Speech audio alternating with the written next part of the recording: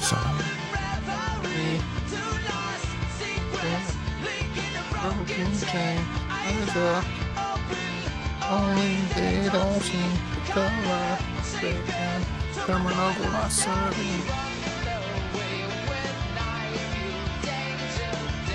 Eyes from every stranger, self have been so up.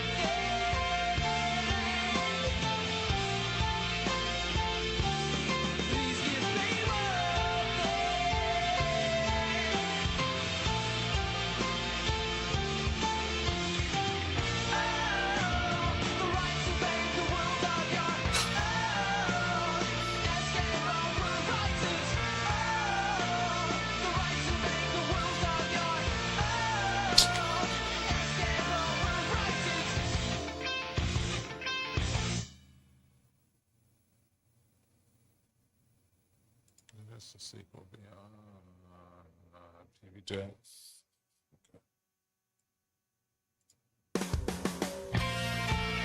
I don't want to listen to that.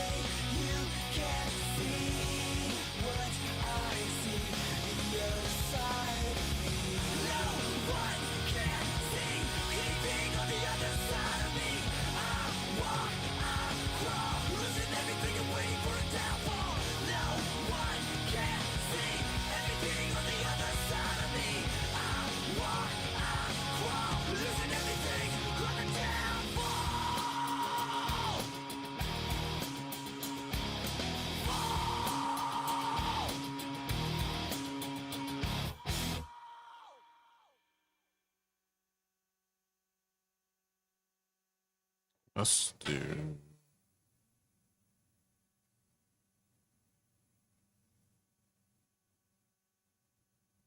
Don't want to do Castlevania lore. What do I want to do?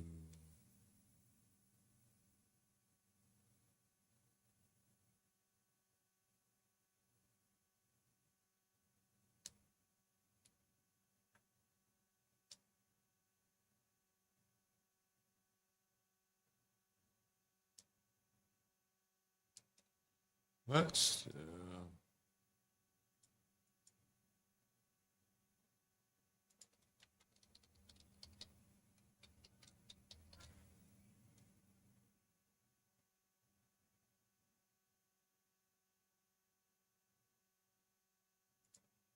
The year is 1985. Take On Me is on the radio.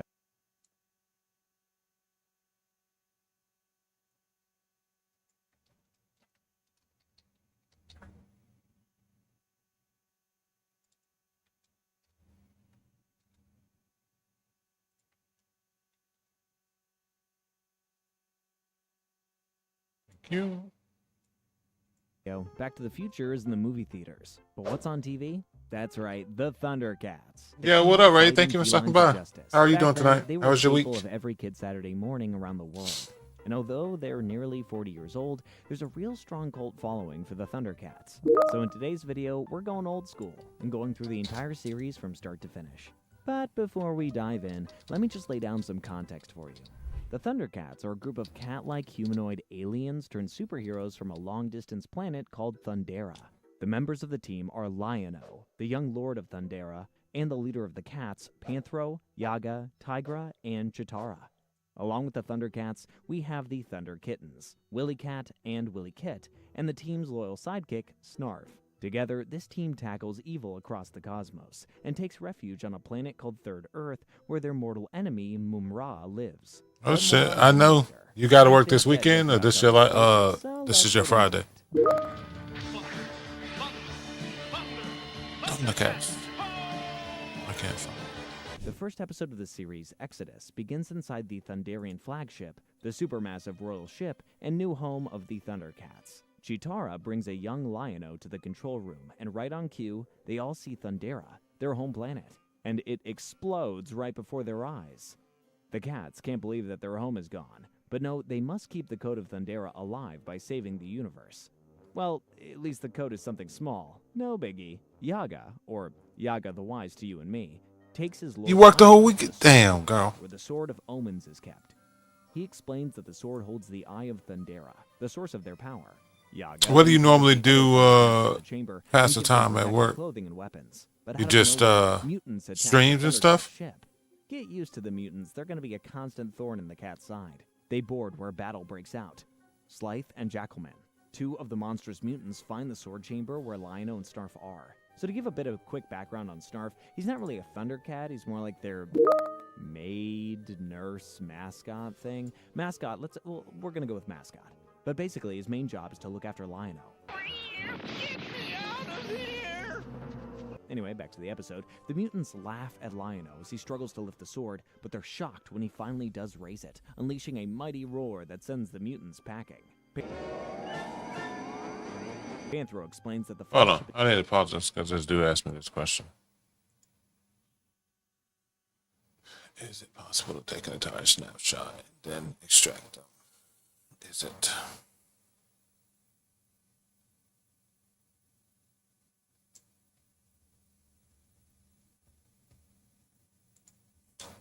No, it wouldn't. It would. Hold on.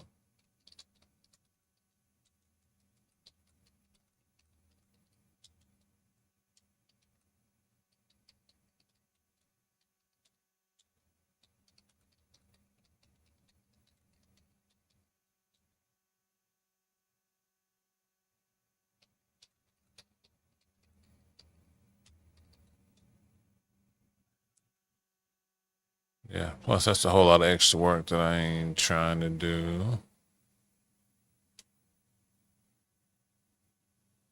One thing I need to tell these people that these menus are not is too damaged to reach their original destination. He suggests they head to Third Earth. Yeah, Damn it! Third Earth. I wonder what happened to Earth 1 and 2. The cats realize that this Earth has a breathable atmosphere similar to Thundera. Even though it's closer, it's still light years away. So Yaga tells the Thundercats to enter the suspension capsules while he pilots the ship. The Thundercats want Yaga to enter a capsule too, but he refuses. He says it's too risky to leave the ship on autopilot, and even with the capsule slowly aging, he wouldn't survive the trip. The Thundercats say a tearful goodbye to Yaga and enter the capsules. Yaga pilots the ship for years until he can't continue anymore. He sets the ship on autopilot and he sacrifices himself. The flagship then crashes on Third Earth, where Lion-O and Snarf's capsules are thrown out along with the Sword of Omens. Snarf wakes up first, and then he wakes Lion-O, who has gone from a young lord to a full nobleman. Hot on their tails, though, is the mutant mothership, which lands nearby and attacks the other capsules with the Thundercats still inside. Lion-O jumps aback. No, I get that. Snarf throws the Sword of Omens to Lion-O, Oh, who uses it to this summon seems the loud to Thundercats. me.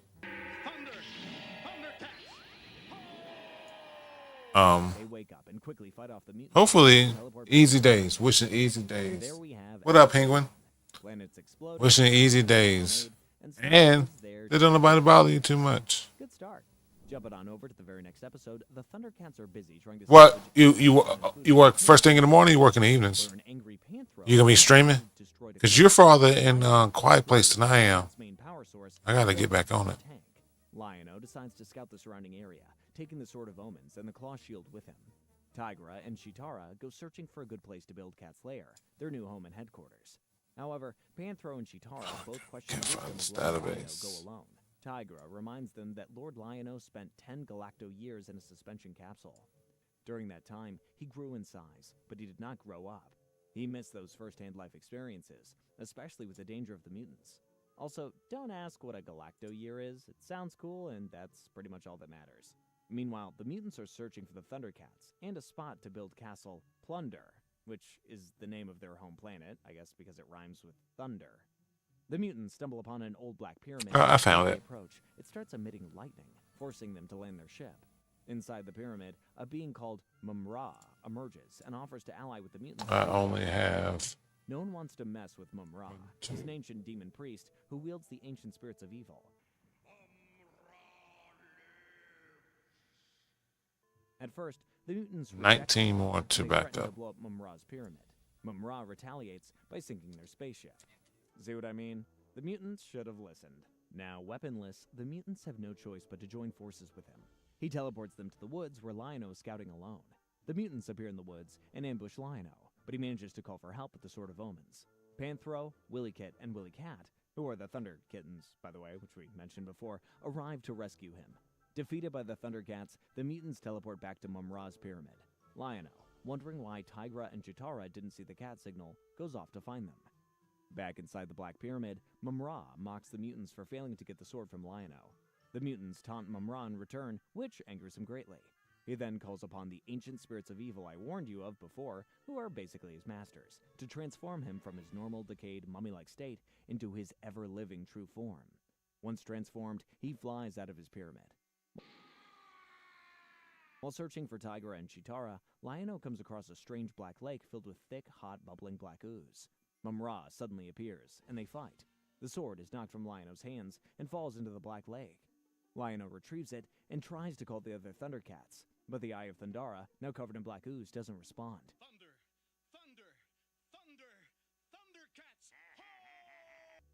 Mumra pins down Lion-O, who desperately holds up his claw shield to defend himself, which shows Mumra his reflection. Horrified by the years of decay and signs of serious weakness, the old entity withdraws and flees from Lion-O, back to the pyramid to lick his wounds and think of another way to get that sword. The third episode of the series doesn't really give us much more after the close shave with Mumra, but it does introduce the Burbils, another alien species seeking refuge on Third Earth, basically and falls into the Black Lake. Lion-O retrieves it and tries to call the other Thundercats, but the Eye of Thundara, now covered in black ooze, doesn't respond.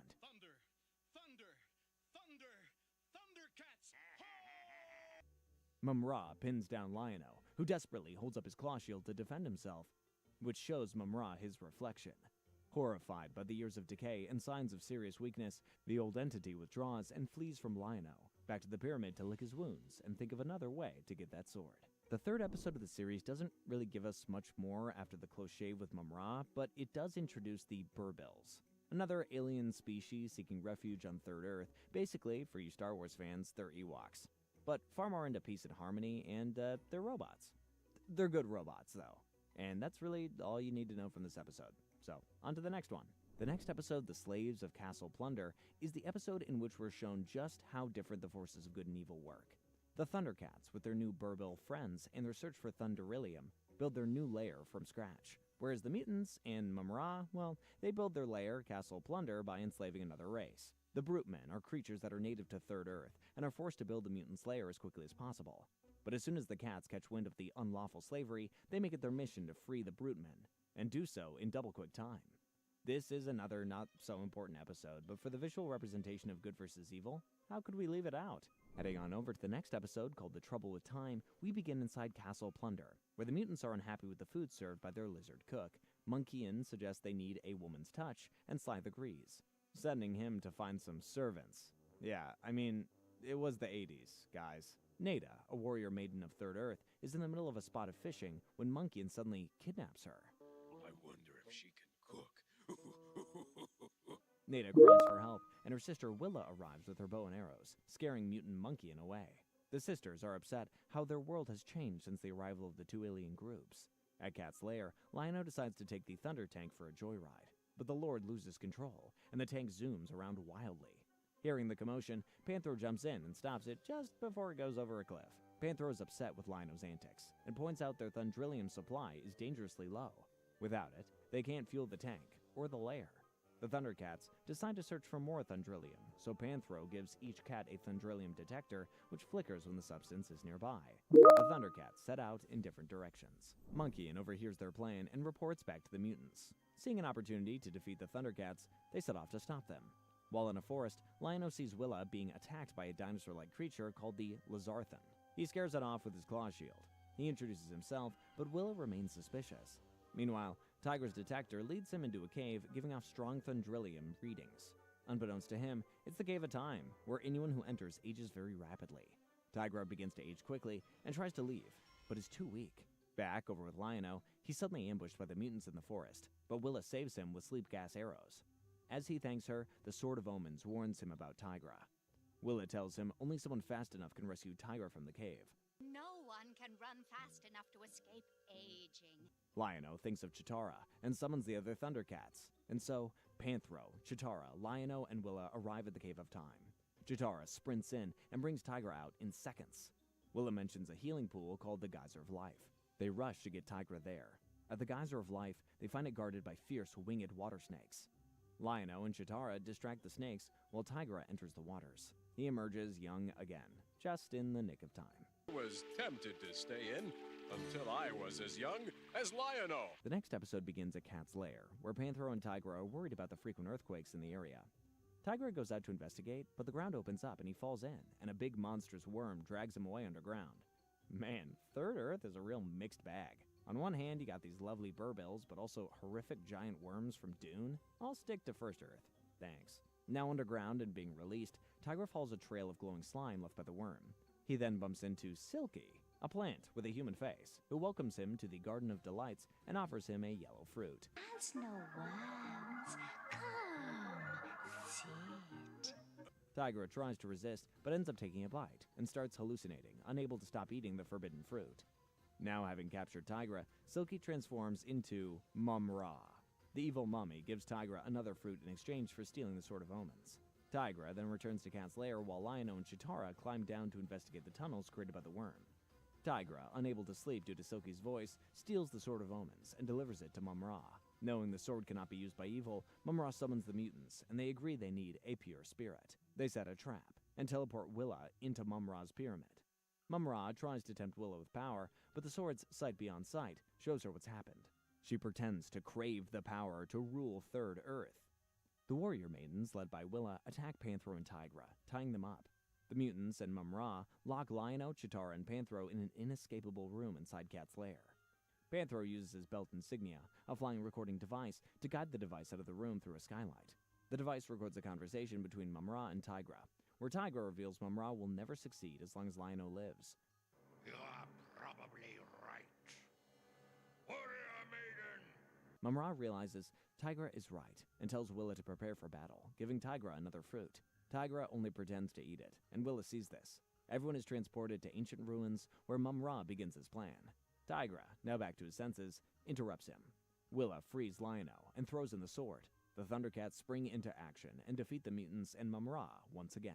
The episode The Ghost Warrior begins with two Bulkins, Hurrik and Bundan, seeking shelter under a giant tree from a wild thunderstorm. Bulkins are another race native to Third Earth. They're basically giant sentient sheep.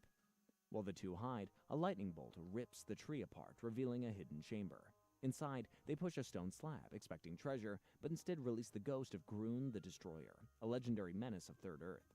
Hurrik and Bundan flee as Groon emerges from the tomb. Does everyone in Third Earth have a secret tomb? Seriously. Looking for a Thundrillium to regain strength, Groon finds Cat's lair.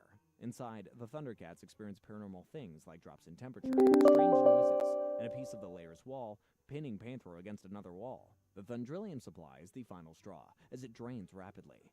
Groon's ghost appears, taunting them. The Thundercats try to fight, but it's like fighting air. Groon grows enormous and promises to return soon to finish them off once and for all. The next day, Groon terrorizes the inhabitants of Third Earth, flattening their villages and demanding fire rocks. The Third Earthers inform the Thundercats that fire rocks were banned due to their uncontrollable power. Tigra recalls a similar element, Thundranium, from Thundera. Lion-O vows to help, though he's unsure how he will do so. Groon finds Thundranium and forges a battle club. At Cat's lair, the Thundercats wonder how Groon knows so much about them. Lion-O tries to use the Sword of Omens sight beyond sight, but he sees Nothing. The sword showed me nothing. Tigra explains that the Eye of Thundera has no psychic powers. Chitara uses her sixth sense, revealing that Groon was once a Thundercat, but was corrupted by greed for power.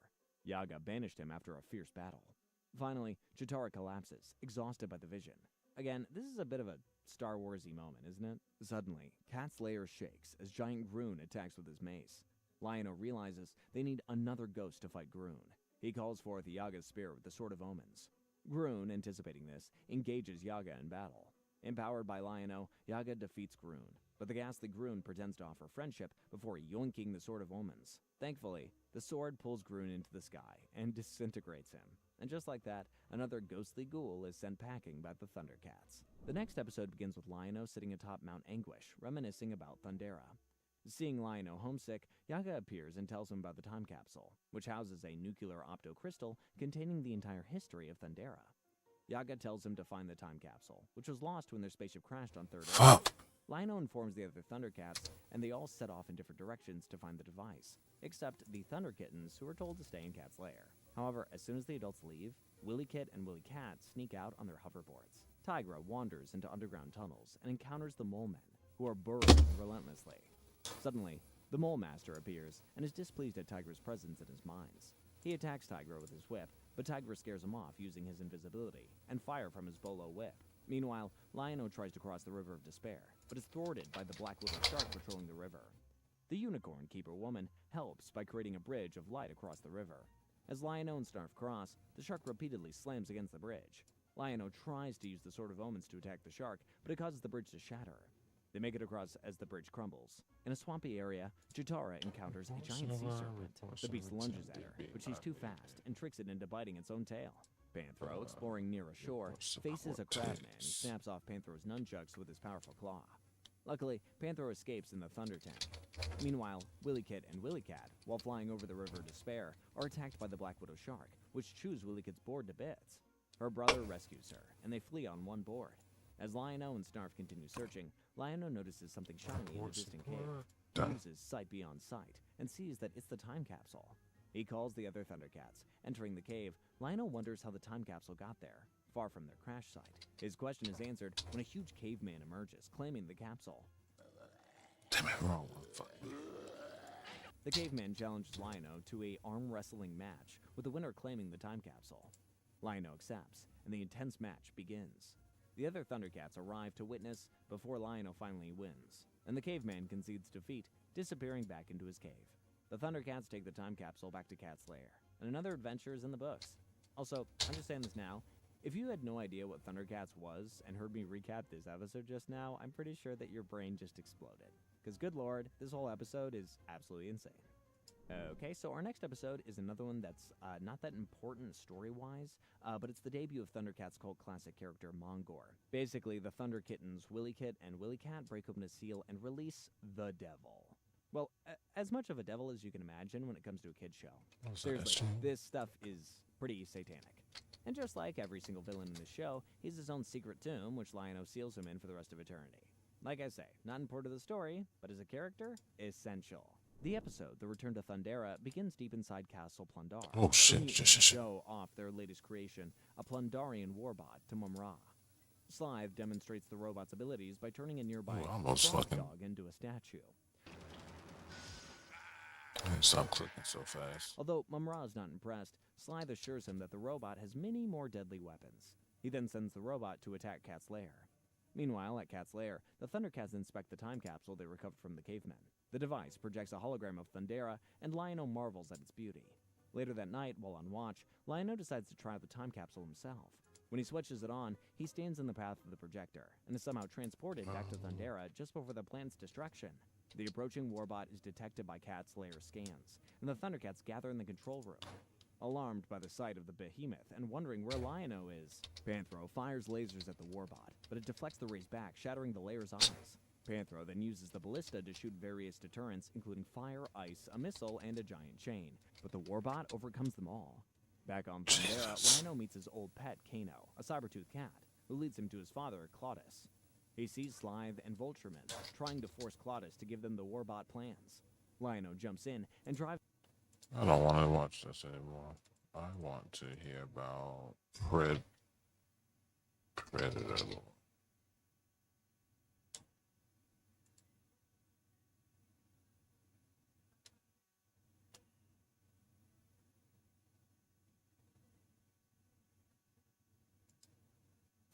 The Yautja species from the Predator movies are one of the coolest and most interesting sci-fi creatures, with loads of fleshed out lore to them.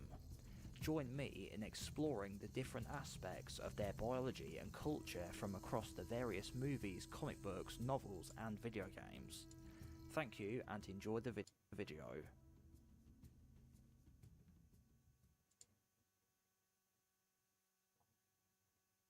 When a predator removes its biomask, one of the first features the viewer will notice are the distinct mandibles overlaying the creature's mouth. They are comprised of 4 parts which are controlled independently from one another, and have a long fang at the end of each one. They are connected on each side by a membrane of skin which act like cheeks and allow the mouth to close shut. When they are fully opened out, the predator's main mouth can be seen inside, with fleshy gums and small sharp teeth. Towards the back of the mouth is the opening to the throat, which can open and close. While not yet confirmed, behind this opening the predator may have additional teeth, perhaps molars, which would allow it to chew its food. In the movie The Predator, both predators in the film were seen to attack by biting. First, the fugitive bit into the arm of one of his captors during his escape, and later on the assassin bit the head off of a Stargazer soldier. While we have not yet seen the predator eating on screen, in Predator 2 we are told that the city hunter had been tracked entering a meat factory and that he was likely feeding on the beef. In the comic books and novelizations, this aspect is explored a bit further, and we see them eating mostly meat but some plant matter as well, so it would seem the Yautja are omnivorous but lean a little bit more to the carnivorous side. This makes sense as they have sharp teeth, so would be best suited for eating meat. Also seen being prepared is a brew which seems to have a similar effect to alcohol. And in the video game Predator Hunting Grounds, the player can regain their health by eating wild boars. The mandibles are used as well to aid in communication, and by clicking their teeth together will produce a number of vocalizations which are used alongside croaks and growls to talk among themselves.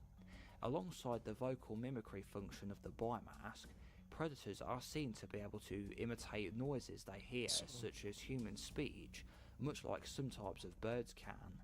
This was seen mostly in Predator 1 and 2, with the jungle and city hunter predators replicating human speech. This seems to be something that later films would not have in them as much, which is a shame, as I think it's an interesting thing that they did, and to my recollection they don't even do it at all in the last couple of movies, but I think I would like to see this concept reintroduced in a future film. Depending on the individual or which subspecies they belong to, the mandibles may also be differently shaped and have additional tusks and fangs coming out of them. In Predator 1 and AVP, the predators were seen to have the more common type of mandibles, but in Predator 2 and AVPR, these were seen with more tusks coming from the bottom mandibles. In Predators, the super predator was seen to have really large mandibles, which opened laterally and looked more insect-like, resembling the jaws of a beetle.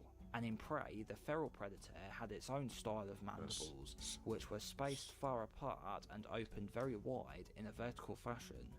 If a mandible is lost, it will not grow back and it is gone forever.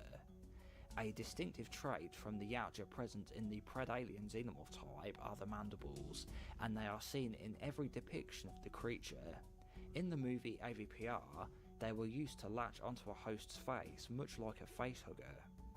And when infected with the black goo pathogen, a predator was seen to grow 8 additional mandibles as part of its mutation. An often cited piece of trivia is that while Stan Winston is credited with the overall Predator creature design, it was actually James Cameron who gave him the idea to include the mandibles, as during a conversation, he told Stan Winston that he'd always wanted to see a creature design that featured them. What up, Lucy? In the Predator movies, the yautja are seen to have bioluminescent green blood, one of the most instantly recognisable and unique quirks of their biology. Originally, the filmmaker's intent was to actually have the Predator's blood be orange, so it would contrast with the jungle environment of the film, but the substance was difficult to produce in the quantities they needed, and so they instead used the liquid from inside green glow sticks, as that was an easier and more readily available option. Yes, we are doing a database migration. The glow stick liquid So, was mixed how many? and this has been how the blood has been made for the movie since. So that's the short answer, and the reason why from a filmmaking perspective, but what we really want to know is the reason why in universe. 25 databases? Yeah. Is that, can you tell me if the video is proteins. In most vertebrates, the proteins contain iron, louder or whatever from red color, but in many crustaceans and mollusks, theirs contain copper, which gives their blood a blue color. So whatever chromoproteins the predator's blood has would be what gives it its distinctive green colour. Sulfhemoglobinemia is a condition in which there is excess sulfur in the blood. The pigment is a greenish derivative of hemoglobin and can turn the person's blood green. So it is possible the chromoproteins in the predator's blood contain sulfur. Also, in some worms, their blood can appear to be green. The chromoprotein in their blood is similar to hemoglobin, but the affinity for oxygen tends to be weaker. Therefore, it looks green in diluted solutions, but appears light red in concentrated solutions. The predator's blood is also bioluminescent, which means when a living organism emits light, this is caused by chemical reactions, usually when the compound reacts with oxygen. So it is possible the blood only glows when it comes into contact with the air, but does not do so when inside the body. An oversight to the predator's design can be seen when looking at the inside of the mouth and gum areas, and also in AVP when the predator gives himself a scar with the xenomorph acid. These areas appear pink like they would on us humans, but the reason these skinless fleshy areas appear pink is because they have blood vessels near the surface, and our red blood is what gives them their pink colour. So on a predator, these areas should more closely resemble their own blood colour. This dude that I'm working with, man, sound bounce is good. This dude that I'm working with, he's virtually any known species revitalised strength. no, he is tired. What time is it in India? In the video game Predator Concrete Jungle, What time is it in when India? Predator was shot by Isabella Borgia, she and her Damn, it's 6:28 a.m. He probably took a nap. which kept Probably her took a alive nap. for a century, especially for Hunter, who otherwise would have died shortly after birth.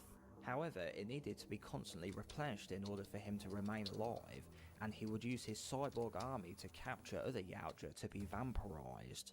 And in the comic book, So I get to start my migration in 1 minute. Who consumed Predator's Starting blood with in this order to maintain his database. youth, only he would take entire organs. At the time of his death, he was 738 years old.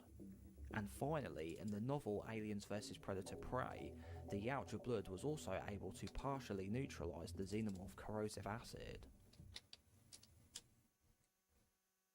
One of the most recognizable features which give the Predator's AAD. unique appearance are the Maybe I should stop so-called saying that stuff. dreadlocks, also referred to as dreads, quills, or my personal favorite, predlocks. To complete it, These are yes hairs sir. Which means the one that I made it do. back and sides of a Yautja's head. Their name comes from their similar appearance to the hairstyle of the same name worn by some humans. Depending on the individual, smaller versions of them can also be seen Yes, growing overall further option, out got in the it. facial areas, as well as on the shoulders, 8026. arms and legs. They Today. can also vary in length, with some predators having shoulder-length dreads, and others measuring a couple of feet, and the feral predator from Prey had thinner dreadlocks and more of them.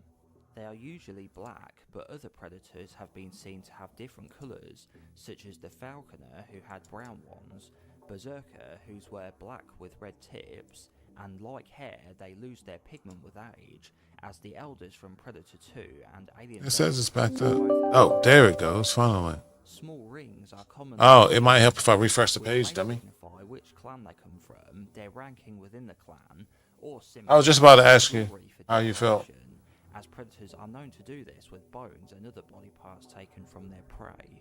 Some Yautja Right. are seen wearing their dreadlocks in different styles, notably Topknot, a predator from the comics, I have to let them know Predator in this 2, chat. who had very long dreads held in a clip, and in the AVP Extinction game, the military Hydra and Blazer had them tied back in a ponytail, thought to be done in the same vein as Earth-based armed forces will shave the heads of their soldiers.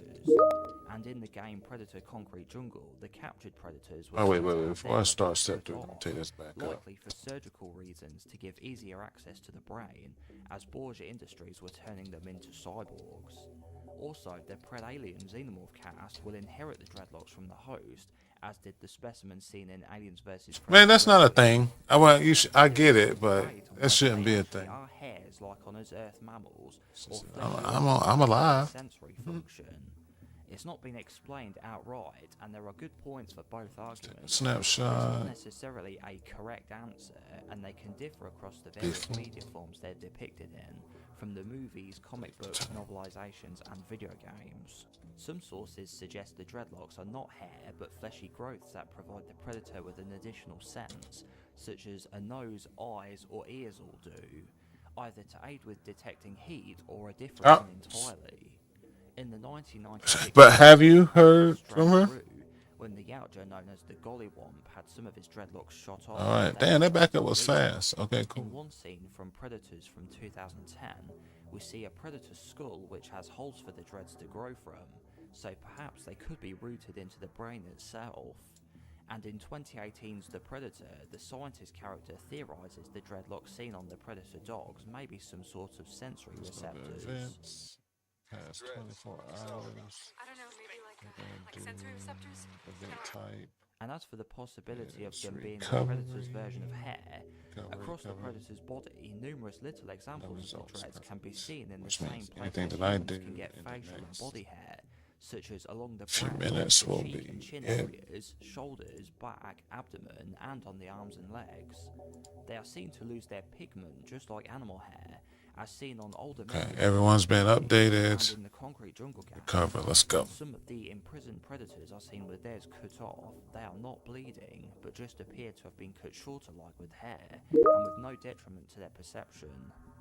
And finally, Stan Winston, who designed the creatures in the first and second movies, was known to refer to the predator dreadlocks as quills, apparently likening them to feathers or porcupine quills, suggesting that this is what he saw them as being. An interesting detail to note is that when creating the cloaking effect in the first two films, the creature's dreadlocks tended to be ignored and were simply removed from the image. Shit. According to the team that What's worked the guy on the log into this effect, fucking the server? reason for this was intentional, as it would have been too time-consuming to render each individual dreadlock using the technology. That's at the good. time, That's great. and it was only seen to be done in a couple of dreadlocks. She made any friends or anything yet? Made easier with the use of CGI. I never asked if she had anyone. Oh, ask The you. Yautja Prime is That's the your home line, planet yeah. of the Yautja species, also known as the Predators. In AVP Requiem, it is shown orbiting a binary star system consisting of a G-type star and a smaller red dwarf star. Judging from the numbers of rocks we see in orbit around the planet, it would likely have a ring system. The planet's surface is Earth-like, with high temperatures, and has at least two major biomes, a dry, hot desert environment and a humid, wet jungle biome. The feral predator from Prey was confirmed to be from the desert region, and the Jungle Hunter clan are likely Alright, I just from the messaged you. tropical area. The terrain is mostly made up of mountains and canyons, and intense volcanic Okay, activity cool. is present, Good, with the good, volcanic good. regions known to contain areas of I lethal got to radioactivity. Its SQL data atmospheric is composition is almost identical to Earth's, allowing the predators to breathe on our planet, at least temporarily, and the reverse would also be likely. It also has a stronger gravitational pull, giving the Yautja the impressive physical strength they are known for. The architecture of the predator's civilization is made up of pyramids, statues, buildings, and other structures, with a similar design language to their hunting equipment. Not much is known about the native life of the world, but there seems to be a plethora of wildlife, including the Calypsos, a flying insectoid, I'm gonna make the sure I got these Hydrarak, in the a right winged place, beast, 'cause also I'm trying known to do as this the twice. Phoenix, which spearmasters would craft their unique armor from, and the Quetzal Rige, one of the planet's fiercest creatures, the skin and bones of which are used to create a ceremonial biomask. The most noteworthy, of course, are the Yautja. I like to copy it right from where it needs to be, man. Come on. Three known subspecies: the classic predators, super predators, and feral predators. Classic predators are the most commonly seen type, such as jungle hunter, city hunter, and scar. Super predators, a slightly larger type with a different head shape. Examples of this species are berserker, falconer, and tracker. And the feral predators, a more savage, primitive type with their own appearance. The only known Allow overwriting of databases with the same name. Yes. individual groups, factions, Predators and are communities of the so Yautja ugly. are usually Lucy, would you referred have to any as different lore you would like to watch, or you think that I should learn more of? interchangeably. Because I think I've seen Depending this. on the specific tribe, I would love to each learn may some lore that I follow haven't different paid laws attention and to or learned. rituals, but most done follow a anything similar about. code of honor where only dangerous enemies I've are done Metal Gear predators, Solid, Fallout. and those who do not I think pose I've done any this. I've done threat are deemed Aliens, dishonorable. Any Yautja who disobeys Final rules Fantasy, up are until bad Endwalker. boys, essentially Yautja criminals and outcasts. A few examples of these tribes are the Lost Hunters, the Isolated Clan, and the Dark Blade. I don't want to be as bold as some of these The people main that watch ruling whole shows. authority of Yautja Prime are the Council of Ancients, who act as spiritual leaders of the species and provide guidance and structure via the laws they create. The Council is responsible for keeping sacred Yautja rituals and traditions alive, and to also uphold the honour and integrity of the species as a whole, and will ruthlessly destroy anything that sullies that honour. Thousands of years ago, an advanced insectoid alien race called the Amengi invaded the planet of Yautja Prime and enslaved the more primitive ancestors of the Yautja, who were then known as the Hish. Alright, got The it. Amengi ruled over the Hish ruthlessly, using them primarily for slave labour, food, and as a means of entertainment, 24. specifically for fighting competitions. However, after becoming soft from centuries of luxury, the Amengi were suddenly subject to a massive uprising led by an unusually strong and intelligent Hish known as Ka'il. Despite their advanced technology, the Amengi were overwhelmed by the rebels and slaughtered. The survivors were themselves enslaved by the Hish, who seized their advanced technology and used it for themselves. Although the story about the Amengi enslaving and then becoming overthrown by their predators isn't really considered canon, I think it would explain how a seemingly primitive acting tribal society would have access to things like energy weapons and interstellar spaceships. Okay, should be that easy. The predator species, also known as the Alger, are shown to hold value in the mementos taken from their most worthy kills. These typically include Alright, thank you, those thank from you. the deadliest creatures they hunt. Trophies can include a variety of items. Alright, next Most up. commonly, I need to a think of a piece better the system for victim's this. body is taken, but So, items let's of take personal this significance image, to let's the copy original it to owner a may be claimed notepad. as well. Not The that body one. itself may also be This one? mutilated and left Not that one. behind. In most one? cases, trophies are collected by Alger as a means to display Not their that one. skill. I don't need this Recovered one trophies anymore. are often displayed proudly in a dedicated cabinet or room. Some are even worn about the Alger's person Anyway. if it is of a small size.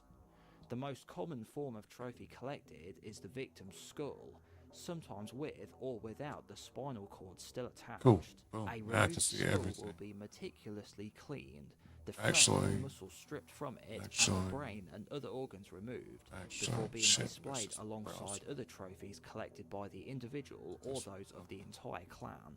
One of the most commonly seen types of trophies are human skulls. Although not much threat to a Yautja physically, humans are one of the deadliest prey animals. Yeah, faced succeeded with is the way due to. their That's what I want to intelligence, see. Cunning, weapons, Succeeded. and technology. Quality trophies from human warriors are held in high regard.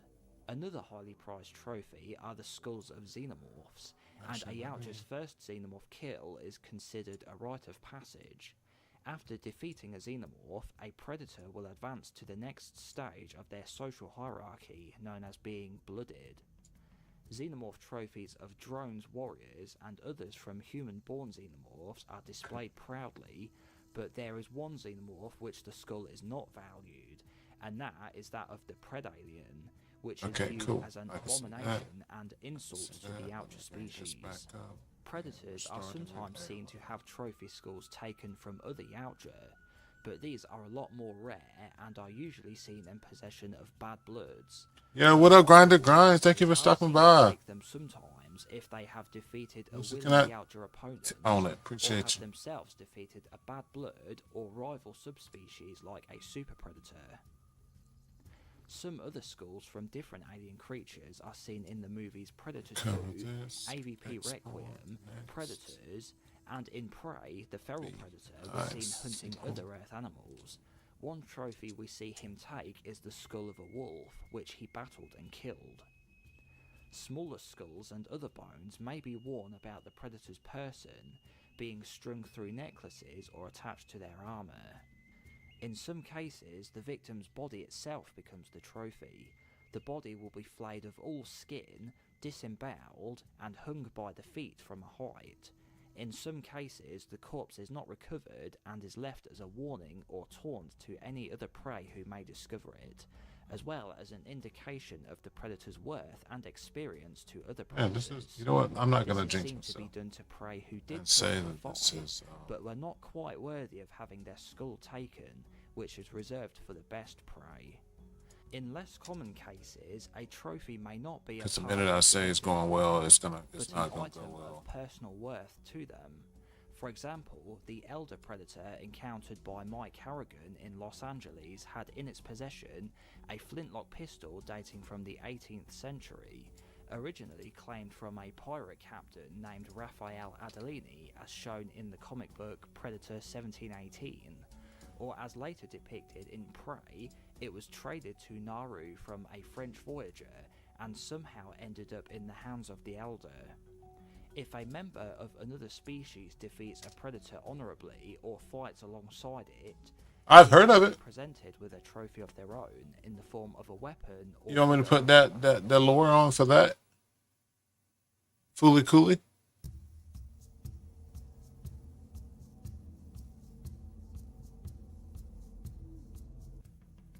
Super predators, next, also sometimes referred to as super black predators or berserker Yautja, are a subspecies of the Yautja race and were first introduced in the movie Predators from 2010. They are similar in size to slightly larger than classic predators at around 7 feet tall. Their skin has a more reptilian appearance and is scaly in addition to having different pigmentation. Another feature is their dreadlocks, which are more swept back than normal Yautja and come in a variety of colours. They possess a longer face with more exaggerated mandibles, giving them a somewhat more reptilian insect hybrid looking effect, and a more elaborate shape to the Cootie, top better of known their as head. FLCL, A is the most unique superpredator's anime I've covered vocalizations yet. tend to Complex sound in the Why are you still and talking very to me? different from those of classic. Thank you very much. story itself is Let me incredibly update my- unorthodox. Well, the overarching theme of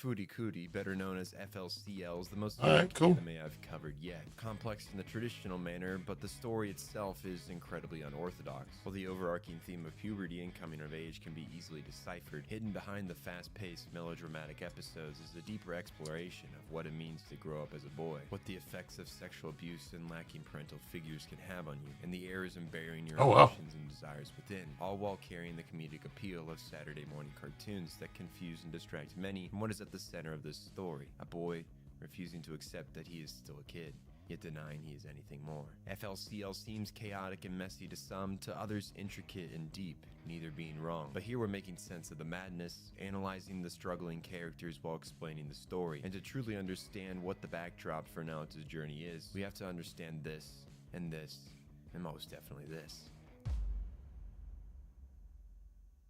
What is Ottomusk? Why does Medical Mechanica want him? Why does Haruko want him? And what the hell does the Bureau of Space Immigration have to do with it? All valid questions with limited info to go off of, but with the help of the subtext, we can slowly make sense of all these players. Ottomusk, the space pirate as he's called, is like some great cosmic force that symbolizes pure, raw power. He's said to be able to wipe out galaxies with his abilities, and that leads him to become very desirable for two acting groups.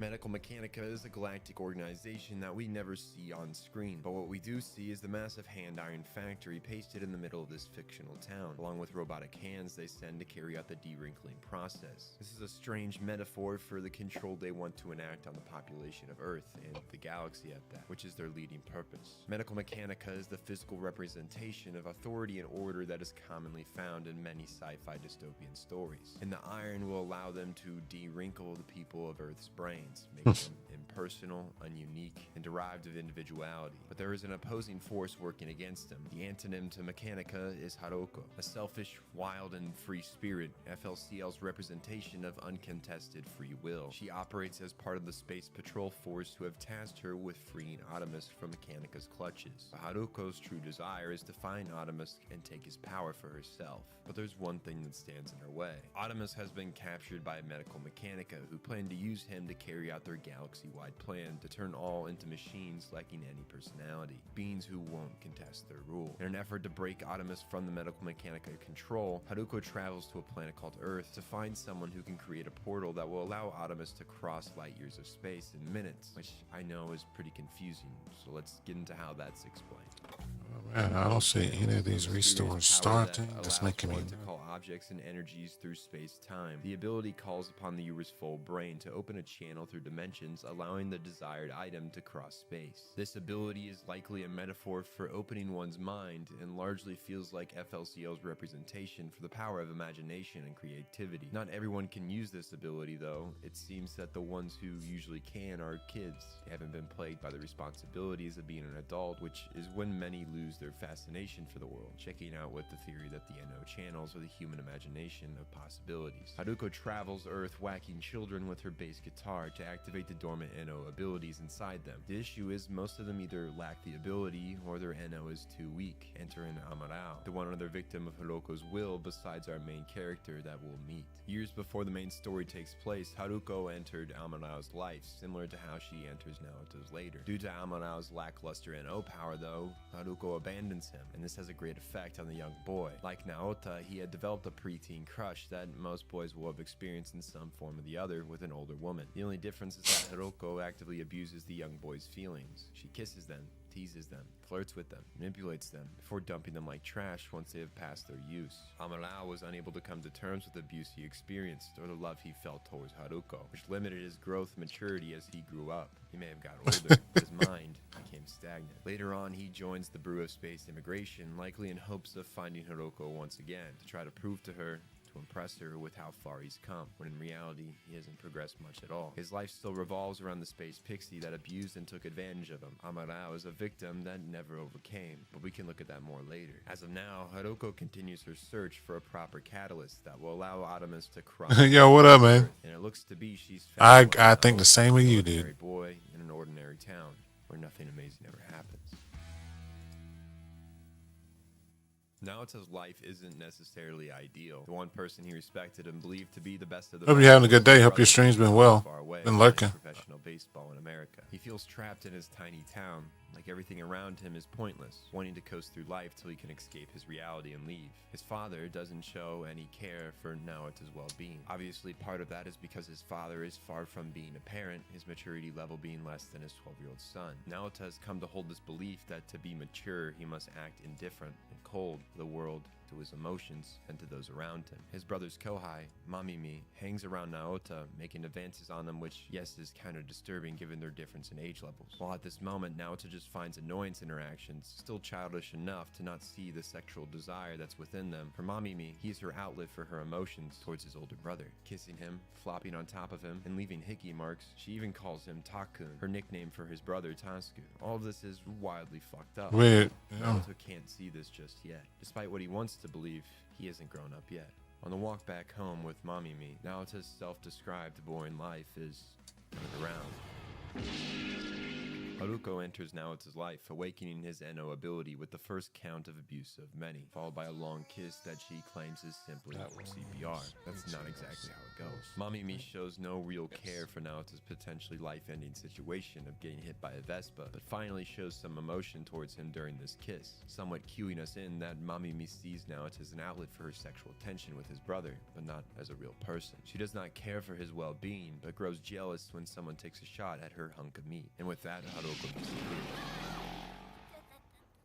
Sprouting from his forehead, a somewhat phallic horn protrudes. Naoto has difficulty keeping it down, which I'm sure 90% of you know what this is symbolizing. It is a coming-to-age story, after all. At school, Naoto does his best to hide this massive horn under a bandage. A girl named Minamori becomes suspicious of him sitting stiffly at his desk, not wanting to move, almost as if he's hiding something embarrassing. His friends come over to him, talking of a rumor that there's a Vespa-riding woman who stings you, leaving a mark that you've been doing naughty things, kind of like the rumor of hairy palms that you'll hear go around middle schools in the States. These accusations make Naoto defensive and embarrassed, leaving him frustrated and upset as he walks to the hospital.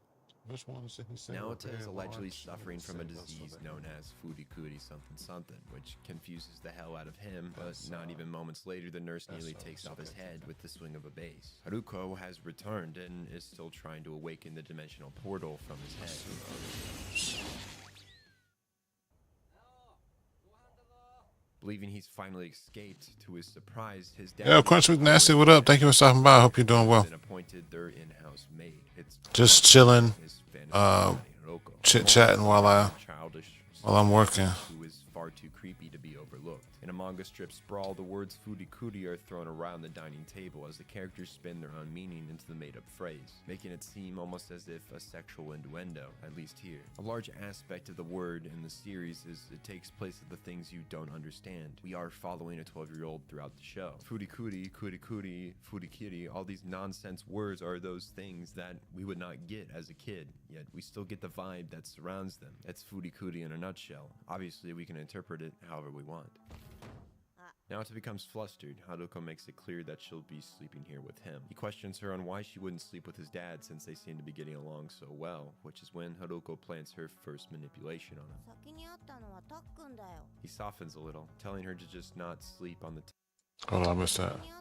You're the one I saw first. This motherfucker. Sleep on the top bunk. It's his brother's. Despite him being Thank you, cautious Lucy. I about appreciate Naoto, it. with no intention on returning. Now it's his decision to leave his bunk just Penguin should be in here implying soon. to us that he still holds on to hope he'll return. Haruko lays on Naoto's bed with him, which causes him to flee his room, too flustered to sleep with her, still too childish.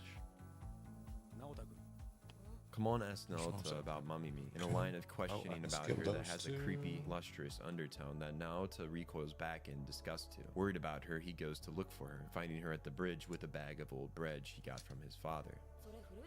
If you haven't caught on to this yet, you will very soon. Mamimi is homeless, or at least a runaway that's homeless. This old bread crust, her only source of food. Naota finds this moment as good as time as any to make something clear to her. He asks her to tell him how much she likes his brother. She opens up, describing her love through concepts that carry a feeling of hurt so good. She feels stung by him, by his decision to leave this town, but despite it, she loves him all the same. Hearing this, Naota knows what he needs to share. Information he would have delivered on the bridge after he was hit by a Vespa, but it's best he didn't. He held off till a better time, when he was not angry and upset. This news could destroy their entire relationship if delivered immaturely, but he handled it with grace, waiting for the proper moment to tell her his brother has a new girlfriend.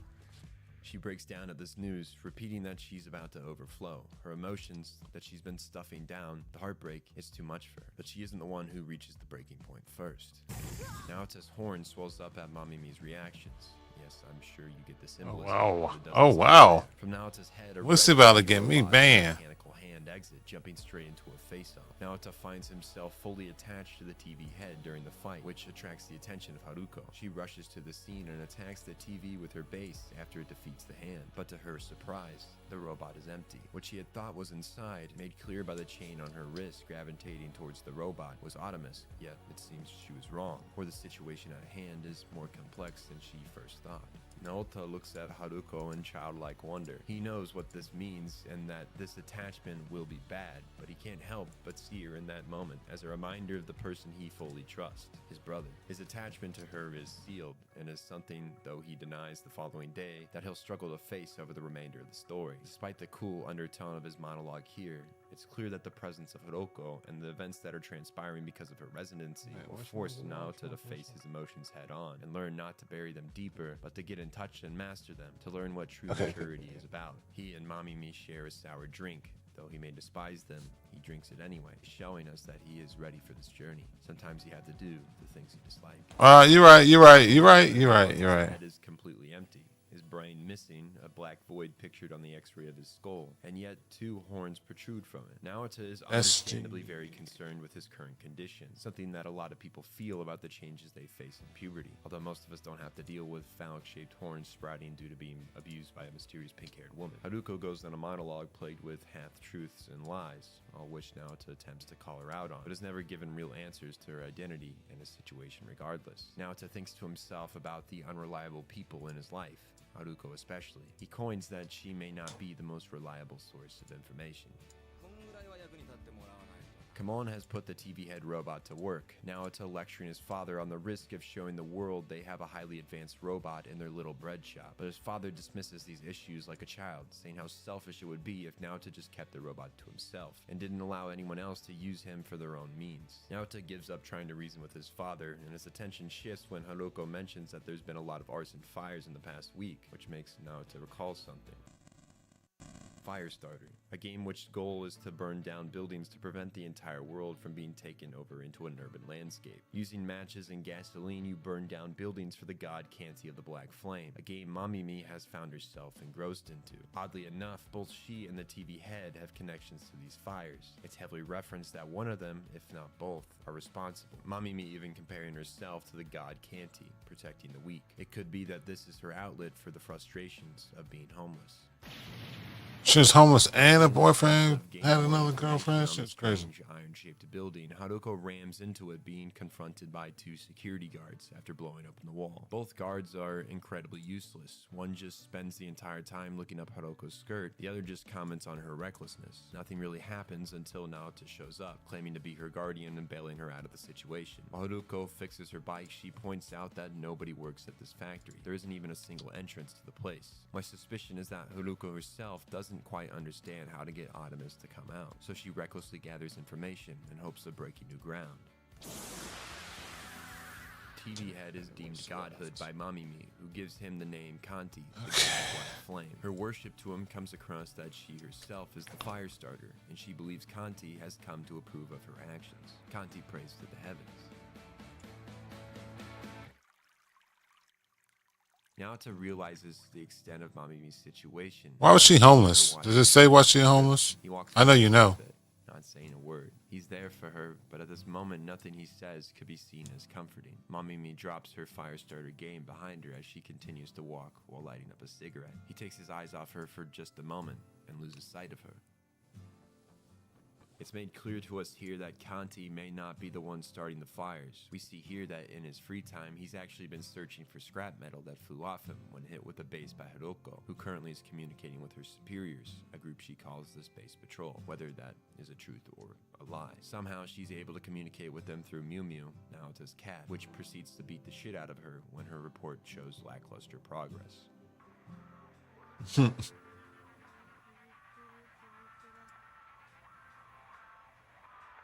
Naota finds Mamimi praying within a cigarette-lit circle, lighters taped to her head. In front, her old burned-down elementary. He reflects on how Mamimi met his brother, who had saved her from the burning elementary when they were young. That's not back She up. talks about him similar to how she talks about the TV head. She had said both were like the god Kanti, protector of the weak, which gets across to us the pedestal Tasku is held to. And this will not be the last time someone projects the idea of him onto the robot. Naota calls out to Mamimi, who begins to retell the events of the elementary school burning down. But from this perspective we hear of that night, it's clear that Mamimi started the fire. Naota picking up on this. She tells him that despite wanting the place to disappear, burning into rubble, it remains as a reminder, no matter how much of her life is tarnished, whether the memories of elementary, her relationship with Tasku, her life before homelessness, the wreckage of it stays, even after it's been turned to ruin. Never explain why she almost. It will always loom in the back of your mind, whether you can come to terms with that or not. She moves towards Kanti, who has taken place of Tasku in her mind, her memory of him projected on the robot as she goes in for a kiss. Naota watches, eyes wide. Feelings of jealousy, confusion, and pity must be flashing through his head. Whatever he may feel, it's once more too much for him. He overflows as a Mechanica robot protrudes from his horn.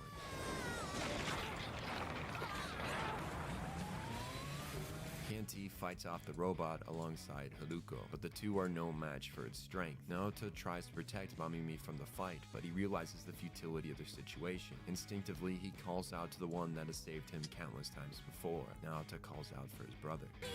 Kanti's face projects a corrupted symbol of adult on his screen. This is the second person to project the idea of Tasku onto him. His cry for help activates something in Kanti, allowing him to consume Naota and use him as a power supply. Once more, Kanti turns red, the color used to symbolize Artemis. Haruko's wristband once more signals his presence. It seems that Naota is a necessary catalyst for Kanti to channel the power that is Artemis. He fights the robot with ease, turning into an artillery gun, firing Naota in a red ball of light to finish the robot, before the light returns to the cannon head. I know the idea of Naota as a bullet sounds kind of like a jump, but it becomes much more clear later. Trust me for now. In the aftermath, the group reconvenes, and Kanti shows an uncontrollable desire to shit out Naota, which really does happen, and is very much a symbol of what Naota is to Red Kanti, to Haruko, and in some ways Mamimi. Naota is a consumable that will turn into waste eventually, to be thrown aside. The Red Kanti uses him as fuel and a weapon. Haruko manipulates and uses him to unite with Artemis. Mamimi uses him as a stand-in for Tasku. Despite this, Naota decides in this moment that he will stay by Mamimi's side, no matter what happens. Something that will change drastically later on, but for now,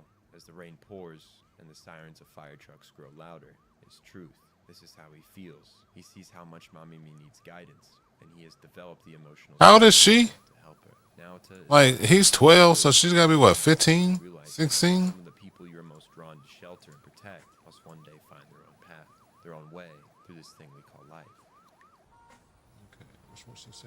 Naota's classmate Nina Mori I like the struggles with her own verified coming-to-age story. Her parents' marriage is in shambles. I and her father sleeps with started the with that secretary, one. who coincidentally enough is in the front seat of his car. She That's- too tries to play okay, cool that's the and last aloof, one. similar to Naota. She believes that this is what being mature means, exercising none of your emotions. And inevitably, she too must find that that is incorrect. But further pushing her life into misery is Naota's father, Kamon, who is a self-described investigative journalist who runs a story in his self-published magazine, breaking the news of the affair to everyone in town, including the elementary school.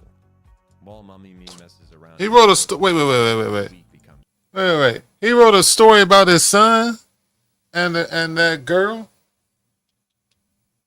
Naota's father, Kamon, who is a self-described investigative journalist who runs a story in his self-published magazine, breaking the news of the affair to everyone in town, including the elementary school.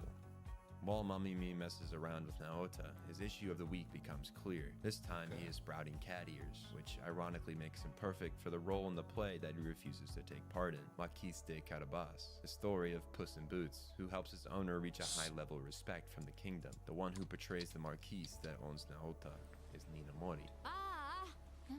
With everything going on at home, Nina Mori wants to be anywhere but there, causing her to end up somewhere you would never think to see a rich mayor's daughter, sitting on the alley steps, hidden and alone. There is parallels between Nina Mori. I gotta wait for one database to back up again because it didn't. School plays to go well, since her parents would come to them together. Alas, time passed, and it doesn't stop them from separating and showing little interest in their daughter's life, as she now lives on the streets. Nina Mori is one step away from the same fate. Her parents' marriage is rocky at best. She's already shifted away from staying in the house, and her parents seem to have not noticed or cared. Like Mamimi, Nina Mori has a crush on a boy who doesn't seem as interested in her, shown through her attempt to ask Naota out, and Naota rejecting the idea, saying he's waiting for someone, that being the Vespa rider Haruko.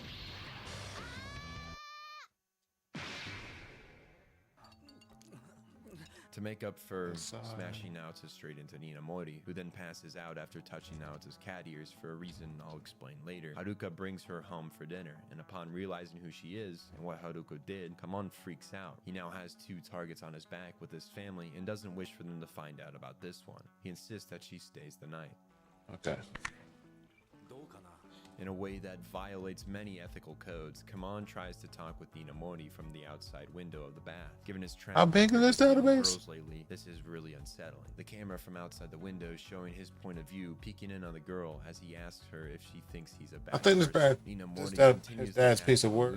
I think this database is like saying she's just glad he got rid over of a terabyte. with his article. He comments on how mature her reaction is, which is both disturbing and ironic coming from this man-child, as he hands her a shower cap, holding it just out of reach so she must come closer.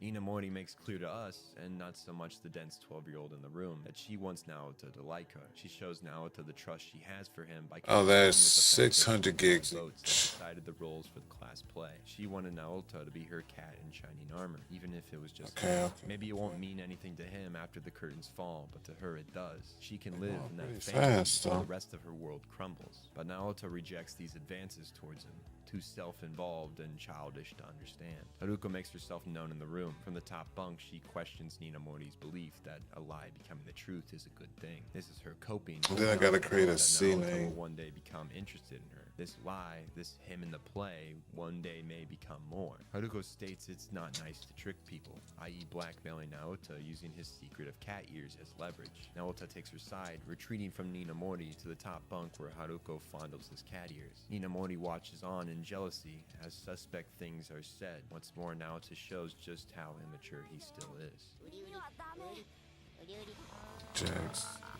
Carrying over from last night, Haruko kisses Naota in front of the entire class, delivering his lunch. He tells her he doesn't need it. He's ditching the class. I learn something new every day. Nothing to do with this. But Nina Mori The fair that Mara's stops having. there. He tells her it's too embarrassing, too stupid, and no one will bother to see it. But it's clear this means more to her than he could ever understand.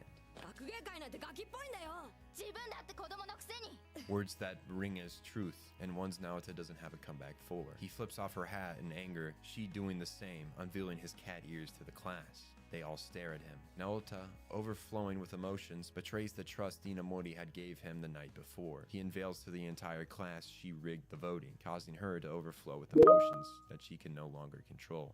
The day of the Vespa accident with the two of them, through physical contact with his head, Naota's power transferred to Nina Mori, who sprouts a bulbous-like robot from her head that will later bloom like a flower. It's impossible to miss the representation of female sexuality here, just as Naota's robots tend to be angular, full of eyes and hands, and usually carry a somewhat phallic nature. Once more, Naota's resorted to nothing but a power source, cannon fodder, and literal shit. Nina Mori, on the other hand, comes out of this better than before. In a sort of symbolism, she wears her glasses during the play, which Naota takes as she no longer is hiding herself from others. But it turns out that these glasses are fake. They always have been. She had duped Naota in his bedroom. Just as a lie can become the truth, a truth can also become a lie. I'll just make it clear now, Haruko isn't playing baseball for fun. She's playing it A, to knock a satellite out of the sky by hitting it with dinger after dinger till it comes crashing down to Earth, and B, to wiggle her way into Naota's current state of inaction. He too plays baseball like his brother, but not of his own volition. His grandfather wanted him to. So he shows, but never swings the bat. He's afraid of not comparing to his brother, of failing and being considered worthless, and believes that by doing nothing, he is avoiding all of this. But really, you've already failed when you choose not to act. And whether or not he does act, he'll always be compared to his brother. It's something that he has to learn to live with. Instead of coaching his grandson to help him out of the headspace he has sunk into, Grandpa decides to recruit Kanti to the team, a third person to project the idea of Tasku onto the robot. Naota takes his leave. Oh, I need to take that. Haruko's manipulation has raised several degrees. Currently, Kamon is using his head as a massage tool on Haruko, a not so family-friendly way of showing them getting furikuri in the living room. Naota is disgusted, as well as jealous and betrayed by this. He reflects on her now empty words to him when she first moved in. He also seems somewhat turned on by this. Low shots of Haruko's rump with Naota in the corner seen gazing from a distance. This is all obviously a ploy by Haruko to rile up Naota into action on staking his claim against his father. She's perceptive enough to realize that he is involved in bringing out Artemis, and unless he's overflowing with uncontrolled emotions, those robots won't pump out of his head. He's the only one whose head works, or so we're told. Indirectly shown by the electric plug sprouting from his rump, it's clear that Kamon has been replaced. The original locked in a closet, drying up like a mum. 43% on one still ready. I got one. But it seems like no one works like Naota. I need to log into the domain controller. So he's discarded, per his consent, mind you. This depressing excuse for a father does whatever the fantasy-like pixie asks of him. Hey, Kel, think you was talking about. How are you doing? More. She continues to use the robot stand-in to create tension and jealousy with Naota any chance she gets.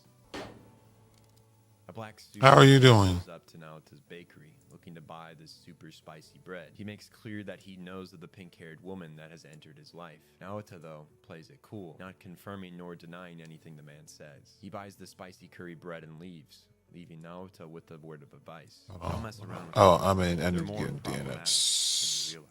If you've caught on, furikuri uses flavors as a symbol of maturity. Spicy, bitter, and sour meant to show the more mature taste that comes with age. Sweet to symbolize child innocence. Ironically, the super spicy curry bread and curry of last episode are used to show the lack of maturity in an almost double negative. You'll notice that Naota stopped eating the food given its stupid levels of spice, but his father and grandfather gulp it down, claiming it's not spicy at all. Even when okay. I don't have to rather put. immature to act like you have something to prove. It's as if there's That's what I need to do. spice is no match for my strength. When in I reality, said that no one earlier. could be bothered to give two shits how spicy you like your curry.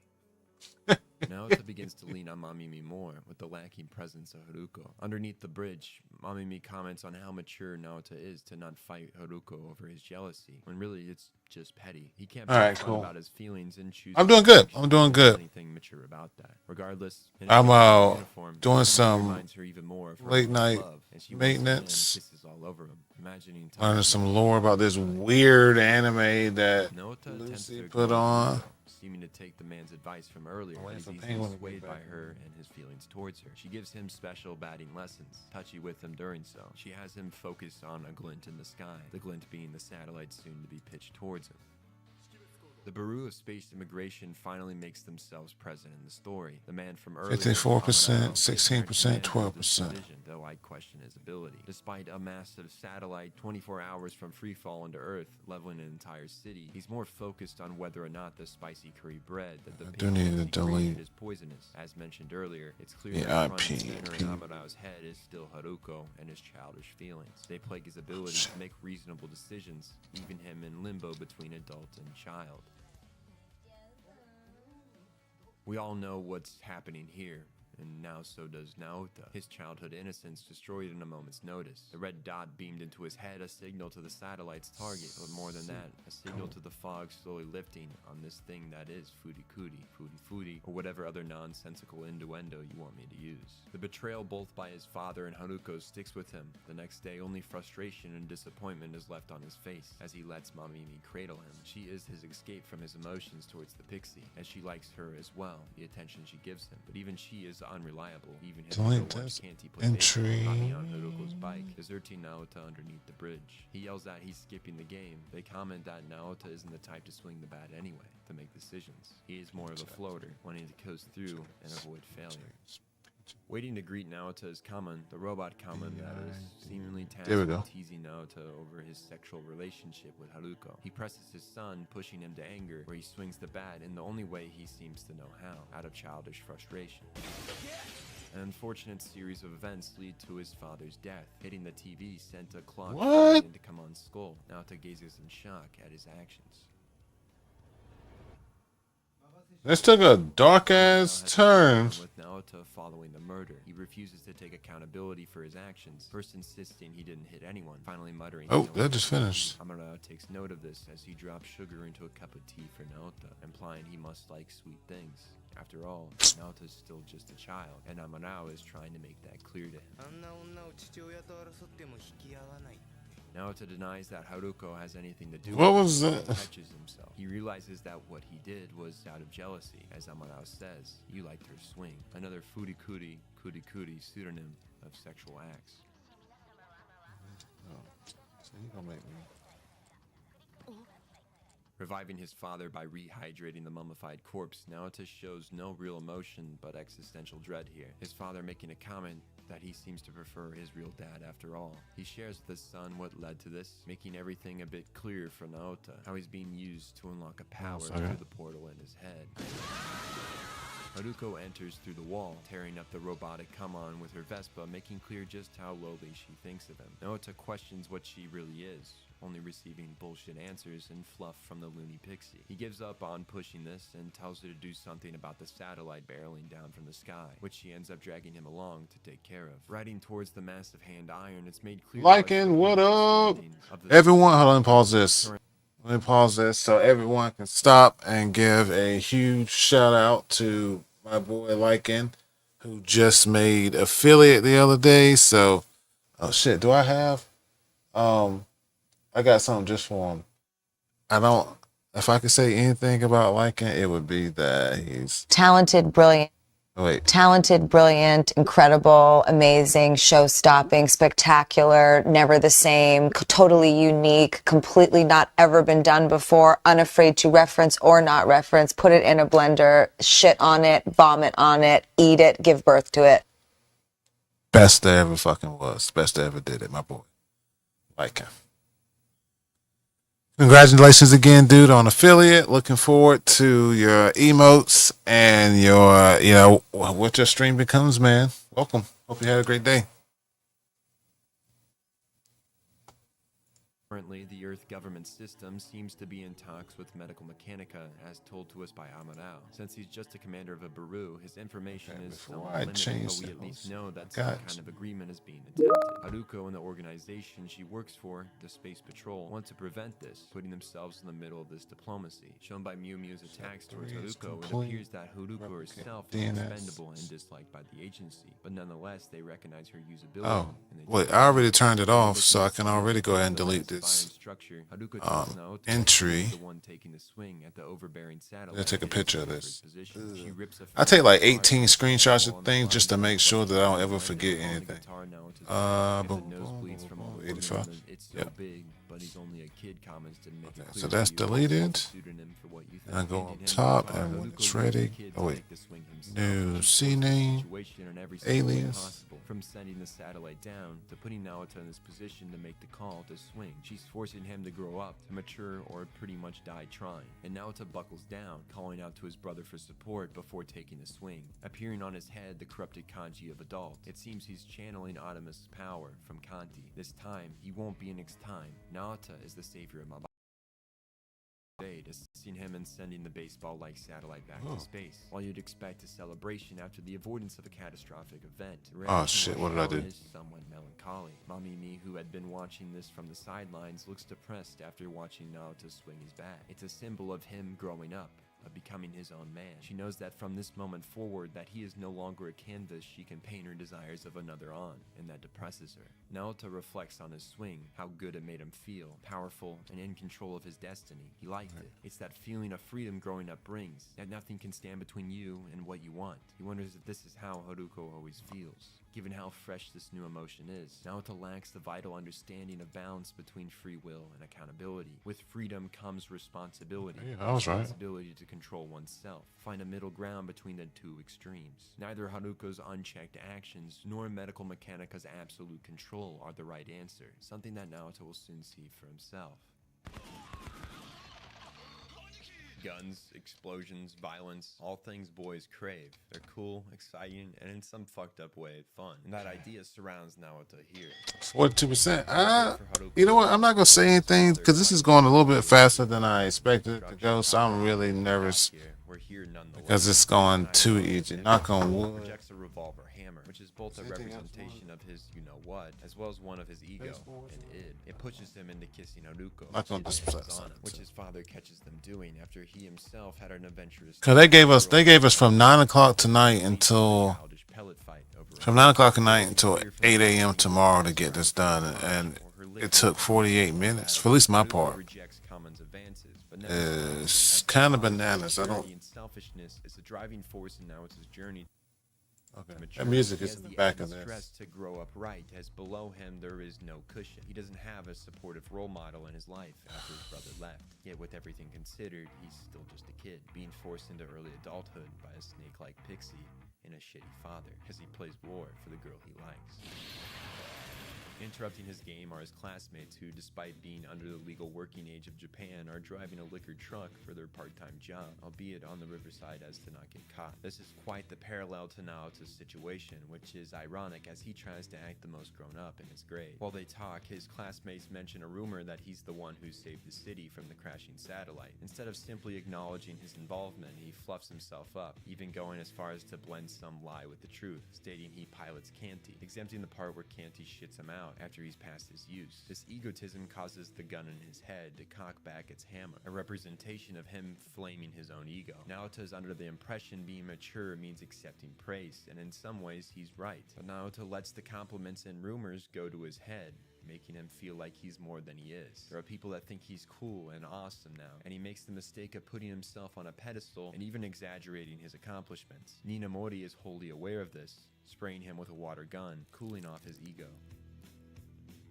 Still somewhat depressed by Naoto's spurting maturity into what I'll call manhood, Mamimi's also taken note of Naoto's growing attraction to Haruko, pointing out his pulpy drink choice, Haruko's favorite. He tells her not to worry about his relationships, followed by her showing him some praise. Can't figure out how to make the backgrounds when drawing transparent.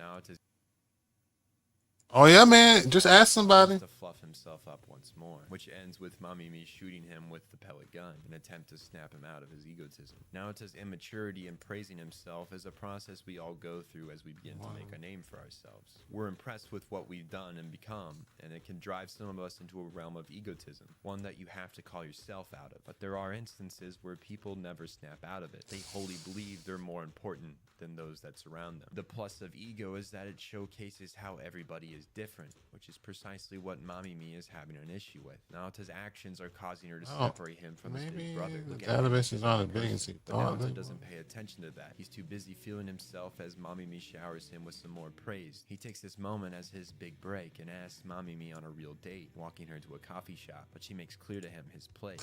Man, cause some of these look small. Naoto presses for the date, cocking back his ego and taking a But it is the middle of the night. This system is designed not to let us actually do too much on it during the day, so it's always slow during the day because we can't be doing backups and shit on fried servers. But at night we don't have those rules in place, so maybe that's why it's going so fucking fast. No way it finished. Look him in the eyes. He becomes upset. She looks down at him, the emotion on her face expressing concern, possibly for what she's done, along with some sadness. Their relationship has forever changed with that question being posed, and Naoto knows that too. The emotions going through him cause him to overflow, his ego fires. You know what? You know what kind of person I am? If we in a group chat and we got shit going on, I'm gonna fucking when the people, especially with people who are not doing the work. I'm gonna talk. I guess I move myself over here because I'm working right here normally, or be right here, so I gotta look right here. If you're in a group chat and a teams chat with a bunch of fucking people, and especially people who are not doing the fucking work, I don't ever talk in those chat. I'm not giving those motherfuckers any more information than they need to. I don't need them asking me questions about things that one they don't care about, they're gonna forget about, or really none of their fucking business. So I talk to the people on the side who work. I'm like, hey, look, XYZ is done. You let me know when XYZ you got done. And then after all that's done and you and I, we've done what we need to do, then we let them motherfuckers know that it's shit done. Then we have them test us. Say, oh, you guys did this? Yeah, we already did it. Now we don't got to go through all this rigmarole.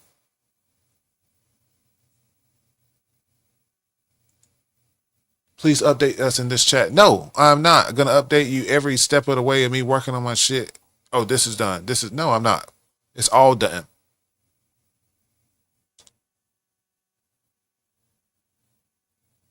Excuse me for that little rant. I just don't like people hovering, you know?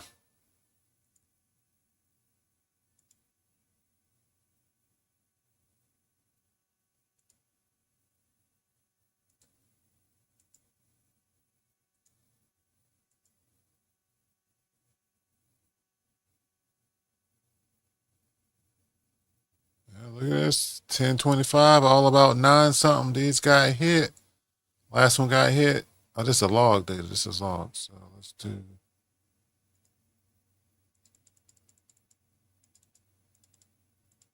Oop. Oop.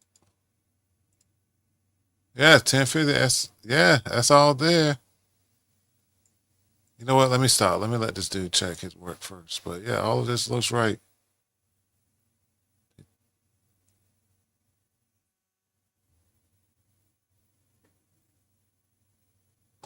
All right, man. I'm looking forward to it. I'm looking forward to seeing.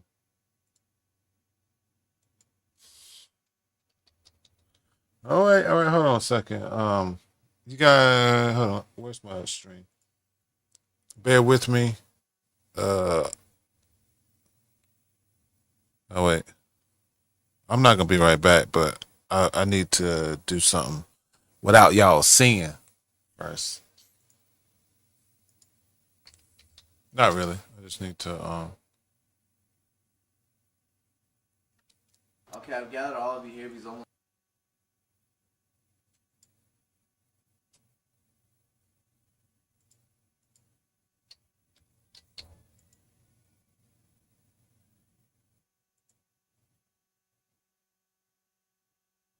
all right. Can y'all see? We're gonna watch Wonder's video live. Got one of them niggas when I kill him, call the reverie. Cause no weapon formed against me shall prosper, yeah. Waiting on them boys outside. Oh, yeah. Got one of them niggas when I kill him, call the reverie. Cause no weapon formed against me shall prosper, yeah. Waiting on them boys outside. Got one of them niggas when I kill him, call the reverie. Cause no weapon formed against me shall prosper, yeah. Here we are, where the princes. This is my boys, baby.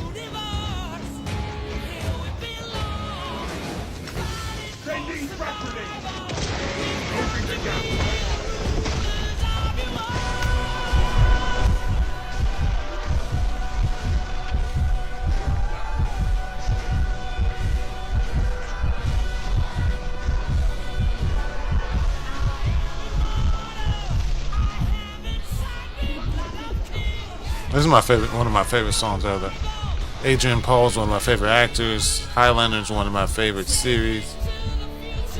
I want one of those. I want one of his swords. Yeah, I know we good with the DB restore. I did it.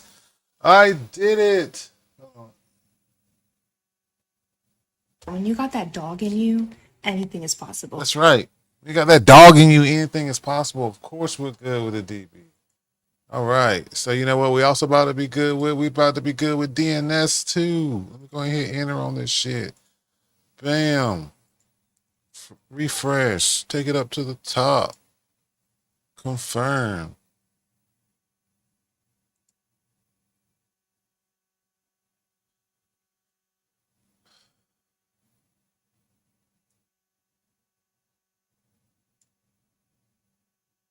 All right, let's tell these motherfuckers that it's done. Step 3 and 6 are complete. BB's have been stored. CNAME has been put in place.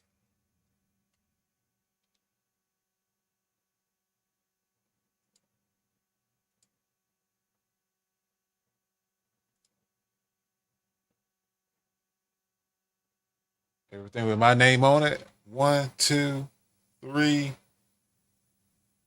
and 6. Done.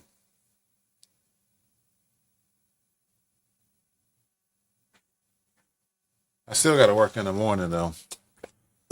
Oh man, Lucy, what should I play? Should I play like I don't want to play anything like super serious, but I was thinking like maybe could I play like a PlayStation RPG or something or like I got a few that I need to finish.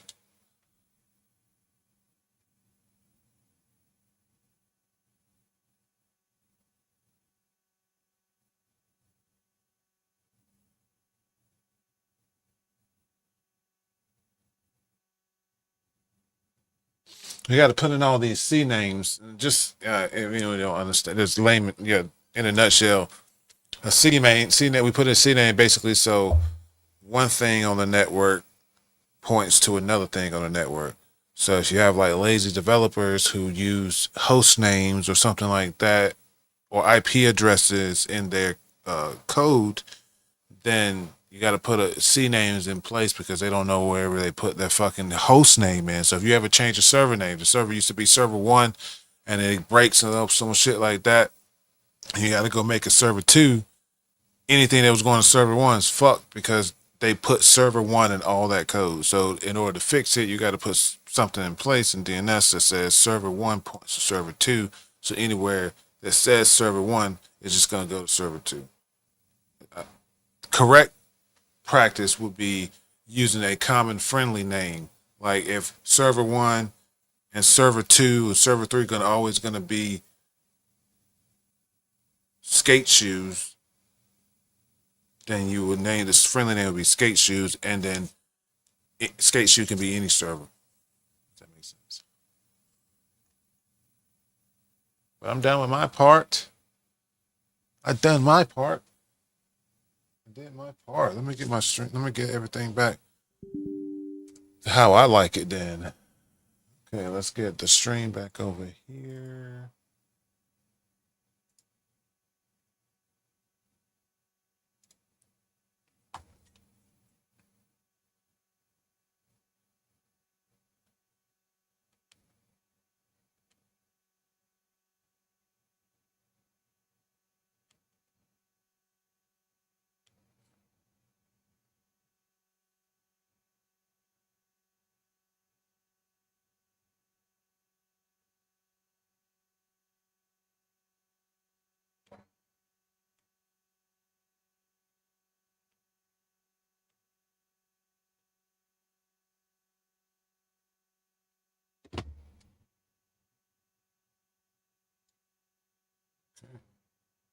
Okay.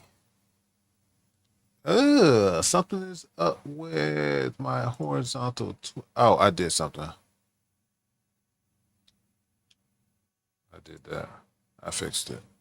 Y'all didn't see that. So now I can move this over to here. Change the watching to here. Change the. Oh, that's still the wrong thing.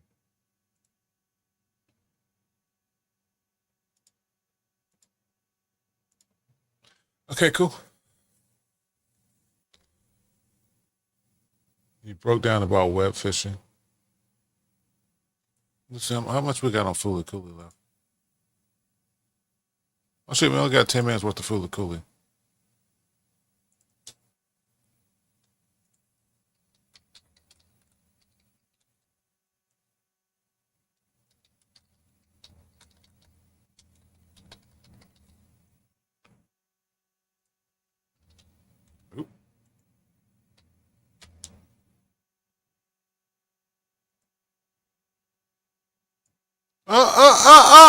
Who is that guy?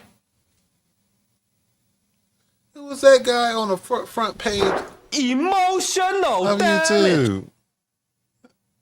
That's me.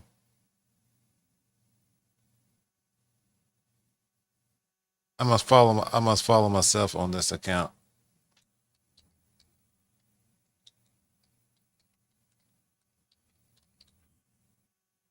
Lucy be playing some don't take this the wrong way, but Lucy be playing some silly ass games.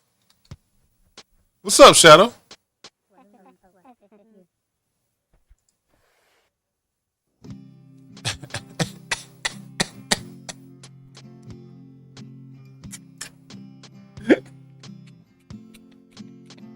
Kayla, thank you so much for that lurk. I really appreciate it. Lucy, can I get a shout out for Kayla? Kayla, I hope your stream's been going well. Hope you have fun. 7 Days to Die. I hope you probably gonna be on that. What are you playing? I should still have you up. Unless you rate it out. So maybe you should. Oh shit, Sec is out. Those guys up. I don't know. Yeah, if I don't know you right now, I'm not keeping your stream up right this second. If you're not my boys, you're not online. Web fishing. I like the support, but I don't have web fishing. It's what? Basically like Animal I don't have the Crossing time if it was just focused or on the fishing. bandwidth Talking to today. people. I found this over there. I Fellers. thought that was pretty cool, and I'm making a YouTube video on it now. None did start of playing it myself. the Infinite Squad are not on. More people need to see this. Waylily's I not did an on. executive Yeah, I'll decision get back to at make a them YouTube later. video on it, hoping that this reaches enough people. I don't know. Okay, cool. Holy schmoly. I'm a cat. Alright, second Look at time me. it's Look at court. me. Let me get court up. Dude, there's a bench. Can I sit on the bench? Da da da da da da da da da. Emote wheel. I just don't. I caught up on Dan today. Zero. We'll swap Lulu out for Orin. Zero. I got this game looks really cute. I talk shit, but it looks really cute. Y'all, these are my boys in Save Point.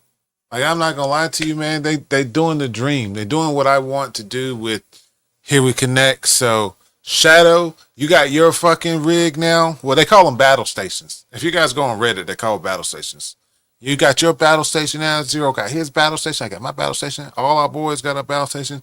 So my boys here on Save Point, what they do is they get together, a couple of times a week, play games, sit and talk about it. They watch shows together, talk about it live, record clips from that live. I got subscription to an AI software editor, so we just got to record.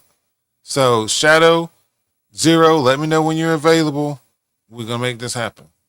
These little kids getting famous off random shit. We can be famous too. Liking you too. You too. I was about to say, liking you too, man. I'm about to say affiliates only. Affiliates only, liking. Affiliates only. You can do it too. Yo, what up, Mike Milk-Carton? That's all. So listen, man. Listen.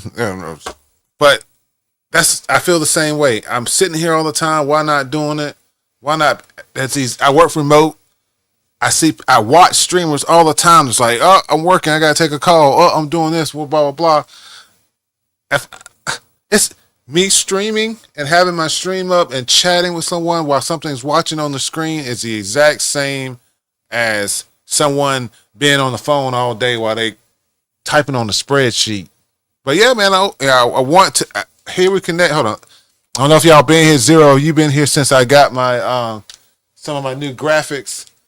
But, I'm going to get this right one of these days. Here We Connect is what I want, to be just a weekly, just people just hanging out, chit-chatting about something. We watch a short series, a web series, something together. movies, talk about shit, games, presentations, anything, whatever. And then we do what my boys are doing, you know. So, but they're cool dudes. They're cool dudes. That's cool dudes. What am I gonna play though? What am I gonna play, Lucy? I do have Lockdown Protocol. I have been called. I haven't been called out of my name on that. What am I gonna do? What am I gonna do? What am I gonna do? Let me go say hey to my fellers.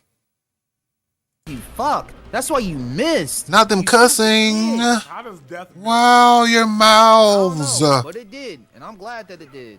Fucking fuck your shit. Insert like a Family Guy cutaway gag to like fucking the Grim Reaper. Man, you cussing. Man, like Sailor's up in this chat. WrestleMania, go! I couldn't steal anything. I play like one. How was the stream, Saint? I was lurking. One stream. That's how it's done. Boy, that was, I ain't gonna lie, I was a little close for comfort. Shiranui? You should probably level up as much as you go. Okay. Still going. Not me glazing. Not me glazing. What's up? How y'all doing? Shout out to y'all. Mwah, mwah. Hey, I want y'all to go. Yeah, I want y'all to go ahead and spam nothing but hearts. I'm glazing. Absolutely. Show that man some love. All right, let's do how like amazing you both are. Bro, I'll reach through the screen right now and give you forehead smooches. Man, you gonna make me cry, bro. You gonna make me cry. I'm glazing, as the kids would say. Yeah. You know? Hey, you glazing a good donut. This guy. Hey, yeah, that's a freaky fault. That's a freaky fault. Well, what kind of donut would you be? Yo, what's up? What is up? Oh, I just got a new follower. Hey, thank you so much for the follow. Welcome to the show. We do have anonymous follows on. And it's my boy Tron.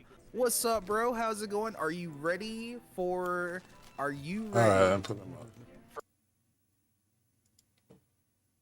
Isn't it great? You know what I realized? That I can do my stream and I can do just that. Any deadlock or AOM? What's AOM?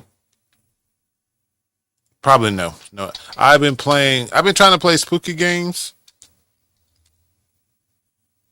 Age of Mythology. Oh no. I did. Where did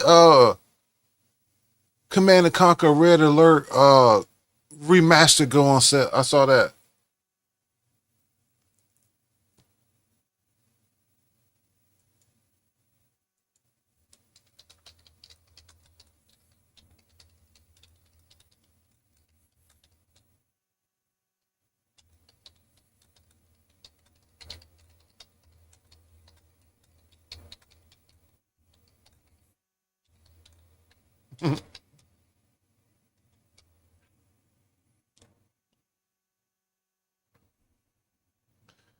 Milk Carton, what you been playing lately? What's I like to ask this question.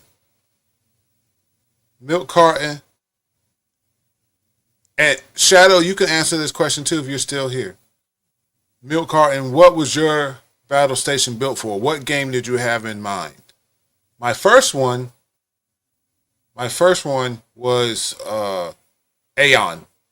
My first PC that I built and setup that I had was for playing the MMO Aeon. You could fly around.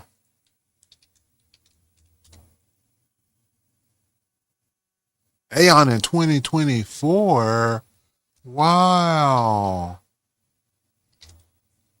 I need a trailer from 12 years ago. Yeah, here we go. Not cinematic. Official launch trailer. There we go. I was the one with the black wings. That was this one.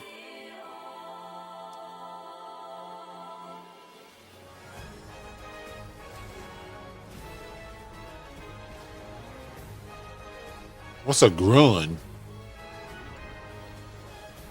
Upgrade PC. The Dead Space remake was an amazing game. I played through it and beat it a couple weeks ago. Great game. Great game. Callisto Protocol, if you haven't played that, which you probably already have because you're a fan. Great game.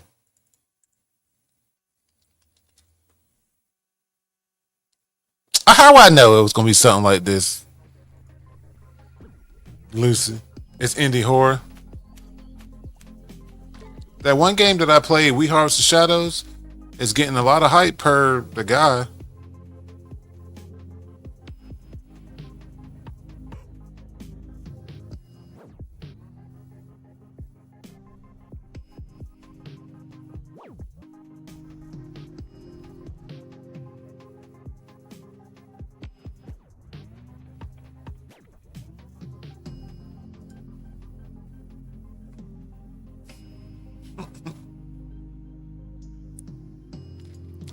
Let me look at Lucy game. Let me look at Lucy library real quick. Hold on.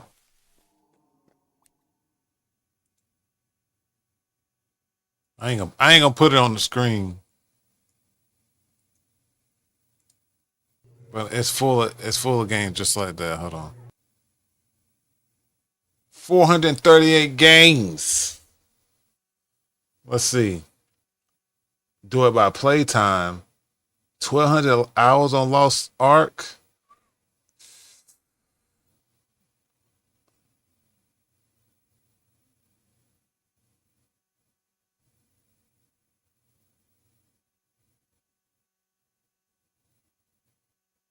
Yeah. Yeah.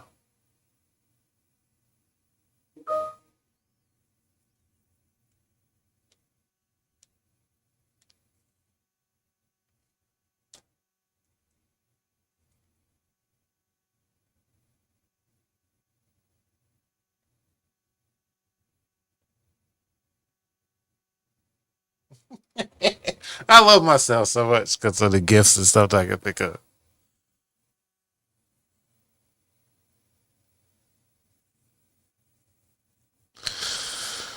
And then people are going to leave us alone for days. All right.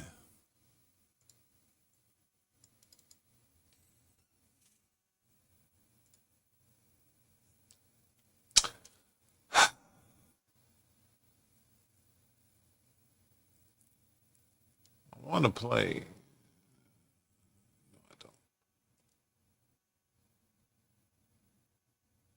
Has this been updated?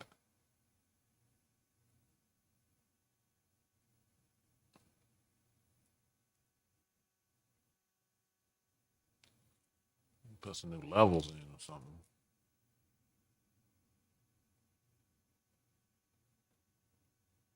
Hey, Chow Pink. Hey.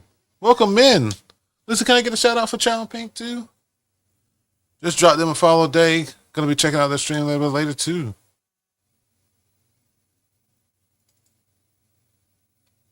That's it. Let's see.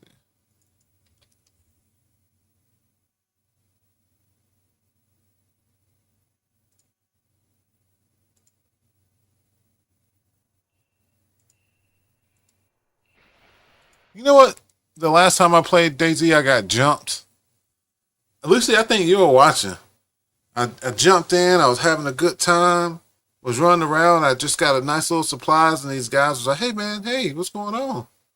I'm like, "Oh, man, nothing, man. Just my first time. Blah, blah, blah. How you doing?" And then they just started beating me up. So I never played DayZ again. And I even did I bought Armor 3 just to buy the DayZ mod to play initially. Didn't really play it like I should have. Then I went and played the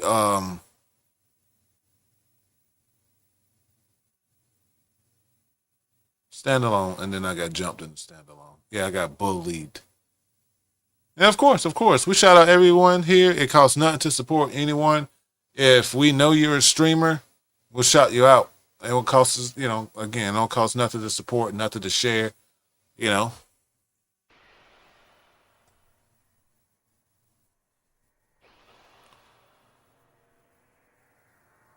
Yeah, I know now.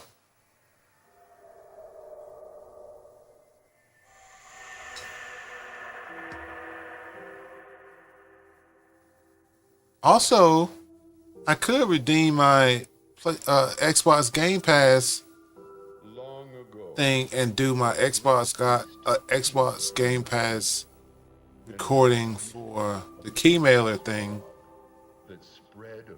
Oh, let me pay attention. So let me rewind so I can pay attention and give it a justice. But I can redeem my code, get the PC Game Pass, play a game on that because they told me to use the PC Game Pass partner on my videos. This looks pretty cool. And you know what just happens to be on PC Game Pass this week? Black Ops 6. I'm just kidding. But those are options for gaming too.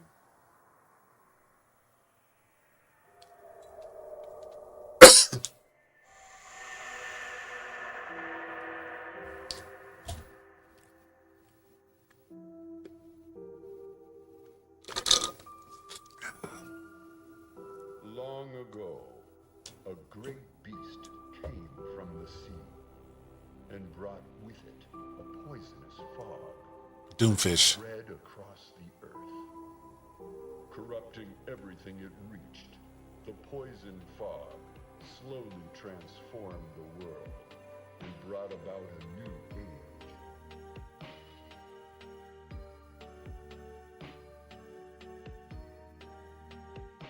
It actually does look really cool.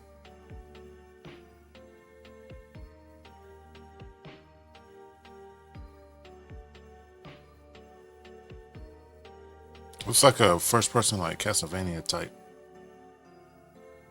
Oh, that's an elephant from One Piece.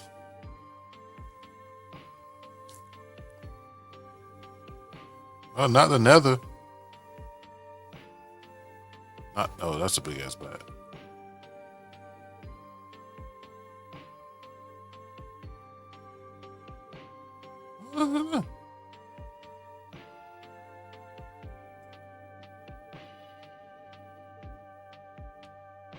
That actually looks really good.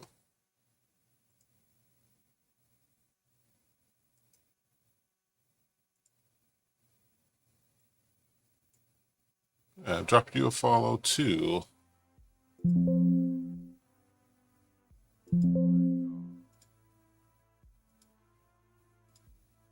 boom, boom. Oh, you have Lethal Company? What it? Okay. I've seen a lot of people mention Risk of Rain to me. What is and spawning in stuff? My friend, I'm going to eat your face. Yay! What we doing? Keep saying an ad out of code. Did you update your mods?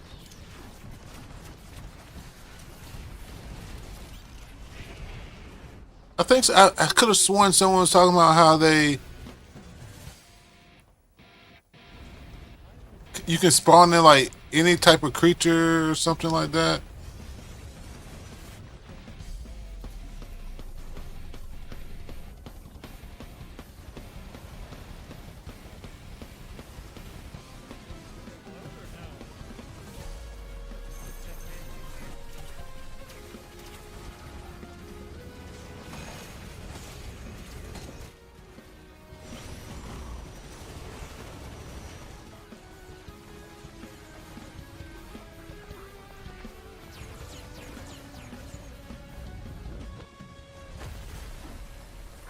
That does look fun too. Gee.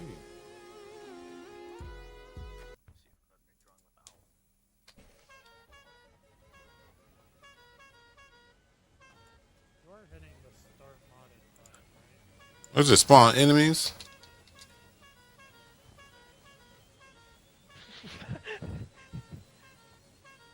Wait. What's that noise?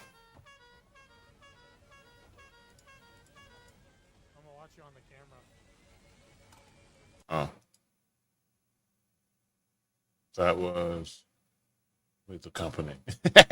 I was going crazy. Okay.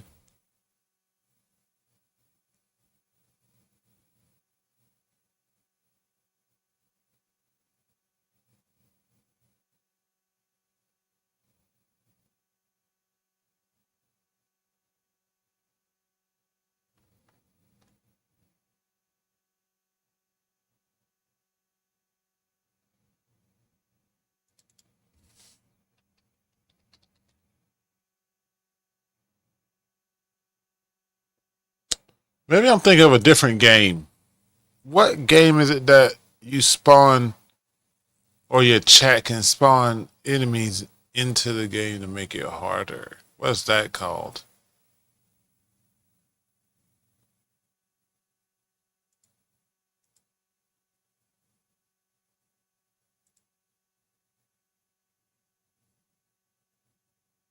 Ooh. That is pretty.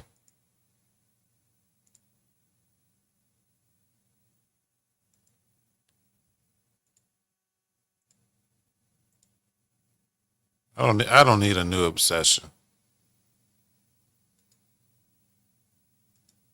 I don't listen to music enough to want it. Right.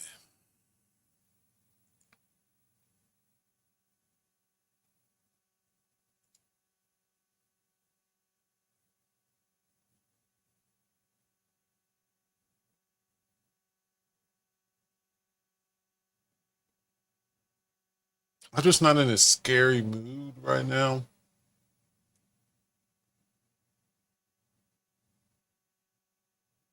I'm in a chill. I'll be sitting here for a while, but I'm in a chill. You know. Oh, Taco Bell tonight. Well, not tonight, for lunch. And then I got the new meal that has this oh,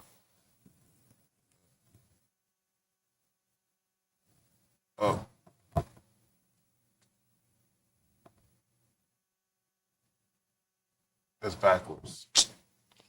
Dish of hot sauce. It was absolutely delicious. I got 2 packs left and I can't wait to get some chicken. Pour it out on. You know? I've been streaming for 2 hours. Let me go get me a beer.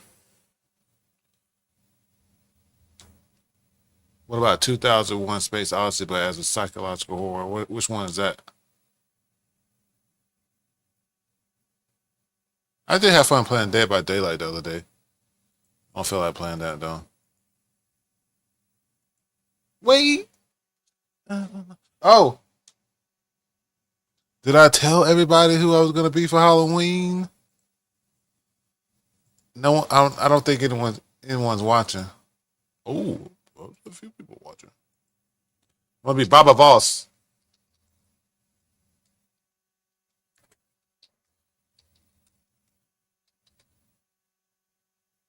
I mean Baba Voss from the show C. Not that version. This version. This version. This guy. Let me this version. C is a show about a world where all humans are blind and then 2 children are born with sight. It's about them staying hidden from the queen who's hunting anyone with sight and then blah, blah, blah. But Baba Voss is their adopted father and he's a fucking bamf. Let's, hold on.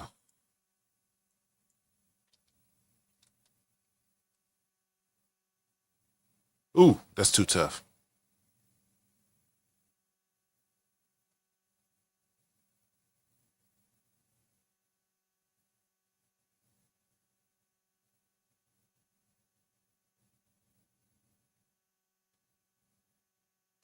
A lot of this stuff is bloody too. They smoke weed and stuff too in that world. His best friend is played by the guy who played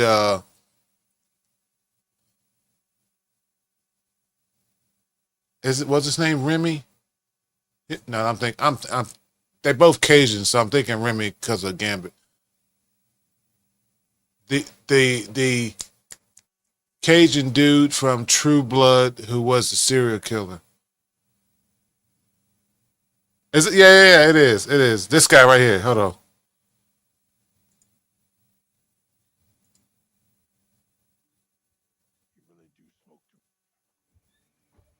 No such thing.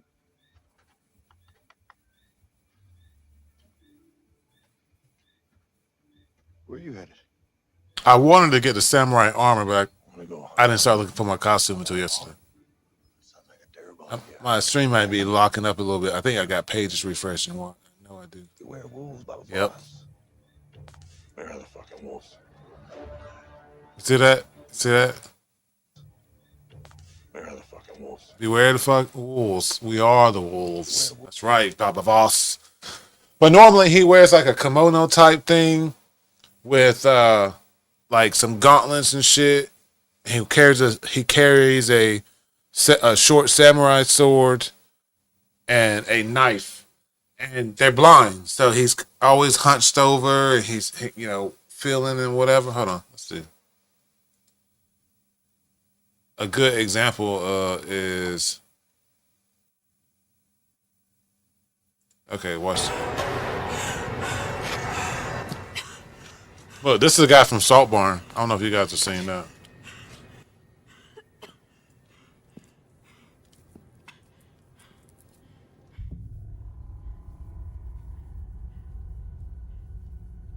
Can I show bloody stuff? Hey, can I?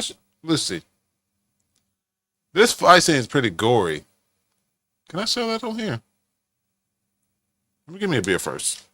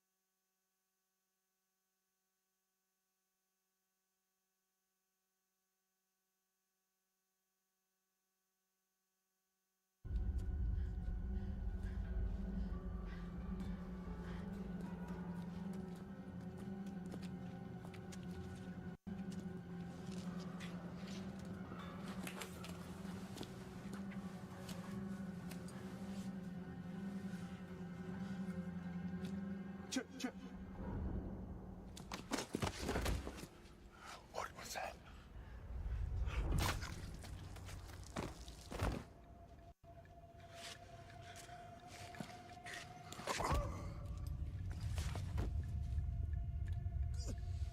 Thank you.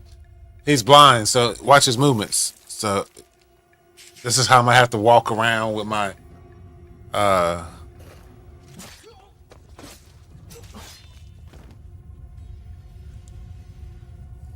he can see. You see what he does? You see how he does the look?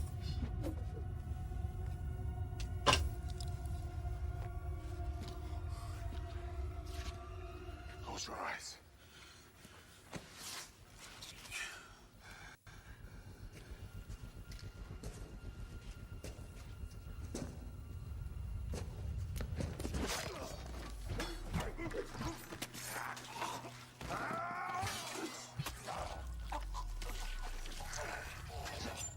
Ugh.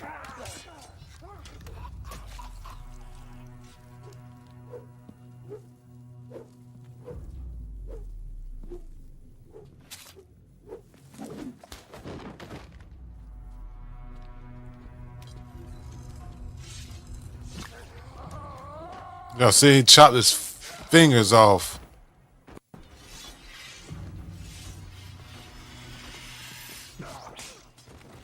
Woo! He blind. He's blind.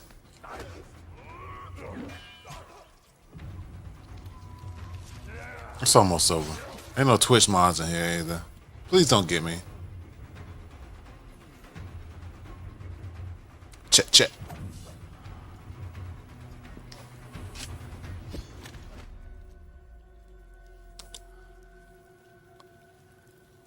Work.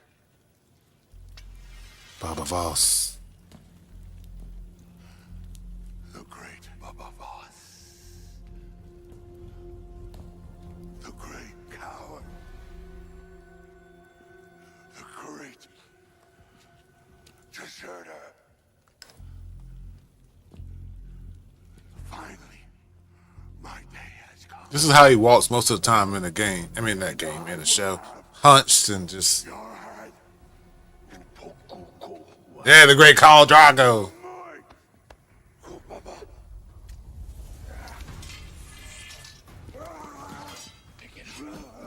And then Lucy, I'm gonna do I plan on doing one of those weight TikToks, you know. One of those. Oh. That's over.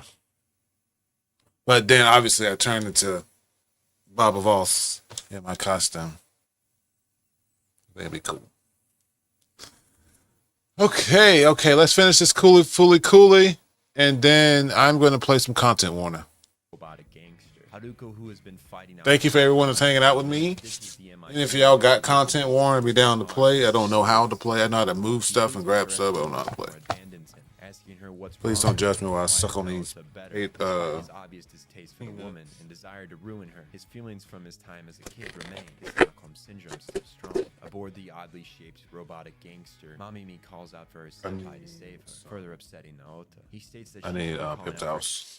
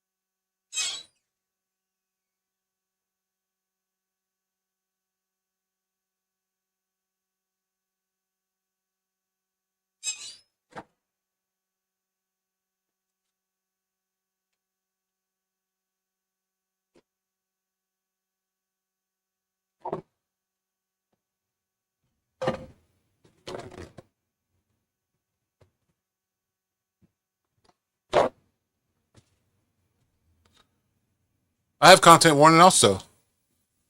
For him, not his brother. brother. He's the one that will save her. He's the one that has been saving her. Been there for her even when she treats him like a disposable outsource for her emotions. He's taken care of her, looked after her. Yet still he's not seen for who he is. He's not Naota to her. He's Takun. He's his brother's stand-in. Showing great growth, Naota yells for Kanti, not for his brother, to come to him. For the first time, he willingly enters the robot, insisting to Mamimi that he is not Takun, and she should never call him by that name again. She's left in disbelief.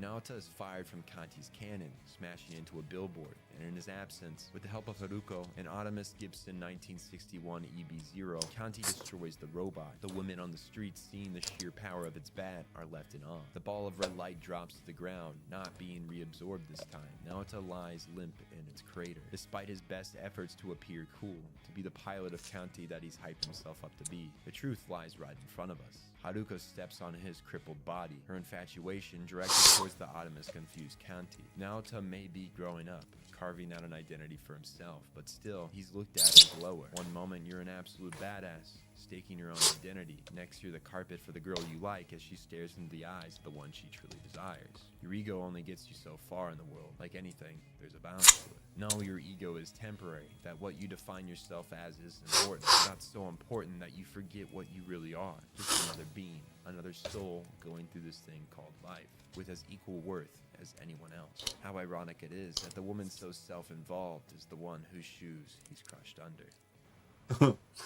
Naota's actions leave a mark on the landscape before him. Since that day, the iron-shaped factory has produced smoke non-stop. To its side, an ominous hand peeks out of the fog. The once gangster robot, now a symbol of power and control. Haruko and Kanti disappeared following the incident. Believing now that Kanti is able to channel Artemis without the child, Haruko leaves him high and dry. Naota, to this day, wondering why. Mamimi wanders alone, without Naota by her side. They are. She now has no one. Since You the hear it. incident, their relationship is broken, and Naota is too strung up by his own sadness. Oh, damn, can y'all hear that? He's no longer interested and has promised to be by her side, no matter what happens. While smoking under the bridge, Mamimi comes upon a tiny robot who desires to eat metal to grow strong. Too hung up in her own emotions and excited for the distraction that this very robot mute. provides, she begins to feed it, not thinking about the consequences that could arise from her actions. This little guy's true identity It's in the is small to stream. bring the hand of control back to life. If things stay the way they are, Naota's on the same path as Amaral, becoming a child adult with abuse victim problems. Drinking coffee, trying to grow into a man he believes Haruko would be jealous of leaving, desperately putting on the sense of false bravado, of cool and aloof, which makes him ignore his emotions and others, as Amaral points out he's doing to Mamimi. He gives Naota the same seaweed eyebrows he wears, for in case the pixie returns, obviously a symbol of masking oneself in an effort to protect against their shared trauma. He tells Naota about Haruko's true intent with him, of uniting with Artemis, finally disclosing with a jealous look that she's in love with the powerful being. To his surprise, when walking into the dining room, Haruko has returned and we're launched into a flurry of manga panels. From talks of a vacation in Hawaii to being goody goody, foodie foodie, cootie cootie, foodie cootie, and for the first time this entire show, someone asked what the hell does all that shit even mean? Naota simply states he doesn't know. Come on, doesn't believe him. He's the main character after all. He must know what the title of the show means. And for the first time, we get an answer. It may not be the answer you were looking for, but there you are. Like every nonsensical word, it doesn't matter what it means. The implication is there for us to interpret. Furikuri is used in a wide variety of situations, from sexual to intense. Its definition changes on a whim, but its representation of the confusions and uncertainties of puberty and maturing can be seen in each use. Naota asks Haruko why she came back. At first, she messes with him, but decides to tell him the truth. We can assume that she's returned because without Naota, Kanti can't channel Artemis. She needs his help, and for maybe the first time, she's upfront with Naota, stating that he's still a kid, and for the first time, Naota doesn't fight it. He confides in Haruko, crying, tears of relief. He was afraid that she was never going to come back for him. Naota thinks about what Haruko means to him, stating she is his star, showing him that there really is a world outside his boring old town. This fog that surrounds it, while real, it's a strong metaphor for that feeling of being stuck in your hometown. I know growing up I felt as if the world outside this tiny rural town I lived in was non-existent. Days passed like an eternity while I felt trapped in a cage with no way of escaping the ordinary and boring. Then that one thing comes along, giving you hope of escaping this cycle of depression. It's a grossly dramatized way of thinking, but teenage angst is a thing for a reason. I've felt it, and Haruko has taken advantage of Naota's, inviting him on an adventure. It's an interesting combination of emotions, seeing that boy you like sleeping on a bench with an older woman you know to be trouble. I can only imagine the disappointment, the rejection that may be felt, but Nina Mori makes none of that clear on the surface. She simply walks away from the situation. Like I feel like nobody wanted him to be slurping. On an adventure to get back what she has deemed hers, that being Artemis. Naota may know that he's being used, but at this point I don't think he cares. He really likes her and will do anything if it means he can be with her. So even if it means putting his life on the line, he'll be there. Puberty can be quite the crazy hormonal drug. At this point, Naota has been considered missing for several days, but the one who cares isn't his father, Kamon, it's his teacher. He does a home visit to talk about Naota, during which Kamon only talks about himself and his mistake as a kid letting the class hamster die. The teacher tries to steer the conversation back towards his son, but Kamon simply states there's no need to worry. Unlike a hamster, let me wash my hands. Ooh, that was delicious.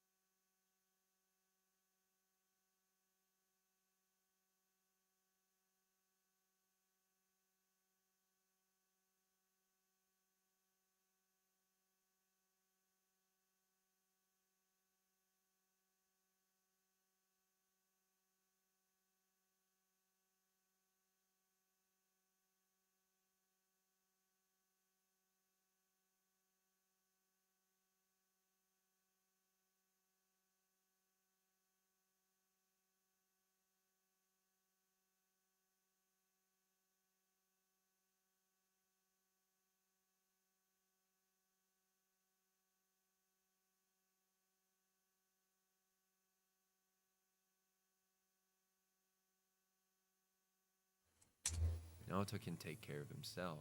While that may be true to some extent, that doesn't mean neglecting to take care of your child is a good way of parenting. It's immature of Kamon to think that his 12-year-old son has it all figured out. He simply doesn't. He's been taken on an adventure by a troublemaking Vespa rider to fight a Toltarian company for power. Naota's being used, and Kamon simply thinks he's got it figured out. This really is the father of the year. As expected, Mamimi's raising of the robot goes sideways as it spurs out of control, hunting down Kanti and consuming him before making a bolt for the hand of control. Both the Baru and Haruko rush to the site, where a final confrontation ensues that leaves Naota with the biggest decision of his life. Amadao flurries him with questions. Why take your eyebrows off? Why go back to that woman? She's only thinking of herself. She doesn't care about you. If you were an adult, you would realize that. Naota does realize that, but yet he can't help but follow his heart. In an act of immature maturity, even when the cards, the age difference and life experience, are completely stacked against him. He walks towards Haruko, who tells him she needs him to get what she wants, before pitching him into the air and base slapping him into Mechagodzilla's mouth, who fuses with the hand. Amadao feels all hope is lost. Mechanica once more obtains a world, de-wrinkled and full of drone-like people, with not an ounce of individuality. Haruko tells him he couldn't give two shits. She just wants Artemis after all. She takes no responsibility for the consequences of her unchecked freedom, but Naota does. He fights back, drawing himself out of Kanti's TV head, but this time carrying the power of Artemis, destroying the giant hand. Similar to during his full swing of the satellite, on his head is a corrupt symbol of adult. It seems that this time, Naoto was able to embody maturity with his new understanding of emotions that had begun manifesting within him. Haruko becomes angry seeing that Naoto was the one that claimed Artemis' power, not her, and picks a fight with him. Amarao sits on the sidelines cheering on Naota, telling him that she's no different from Medical Mechanica, and she really isn't. Both are the opposite extremes of freedom and control, but both are necessary in society, a yin and yang, a balancing act. Naota goes in to deliver the finishing blow, but pulls up short. Releasing the power of Artemis, he exclaims his love to Haruko, kissing her, as Artemis materializes above him, destroying the iron factory in the hand, before disappearing into space. For a moment, Haruko seems lost, her object of desire once again out of reach. She'll have to start from square one. She blames Naota for her losing Artemis, but invites him along with her if he so desires. There's a long pause as the obvious hangs in the air. It's the unavoidable truth. Haruko can't ignore it anymore, neither can Naota. He may have wanted to grow up fast, but really that's impossible. So he's still 12 the whole time, right? Its own pace. Can't rush it. The sooner he admits to himself he's just a kid, the more mature he really is. He holds Haruko's bass guitar in his hands as he looks up to the sky. He doesn't fight to change her ways. He knows that would be counterproductive with her. He doesn't fight her leaving. He knows it's unavoidable. He knows that they can never be together. All he can do now is mourn the loss to himself as she takes off from his life.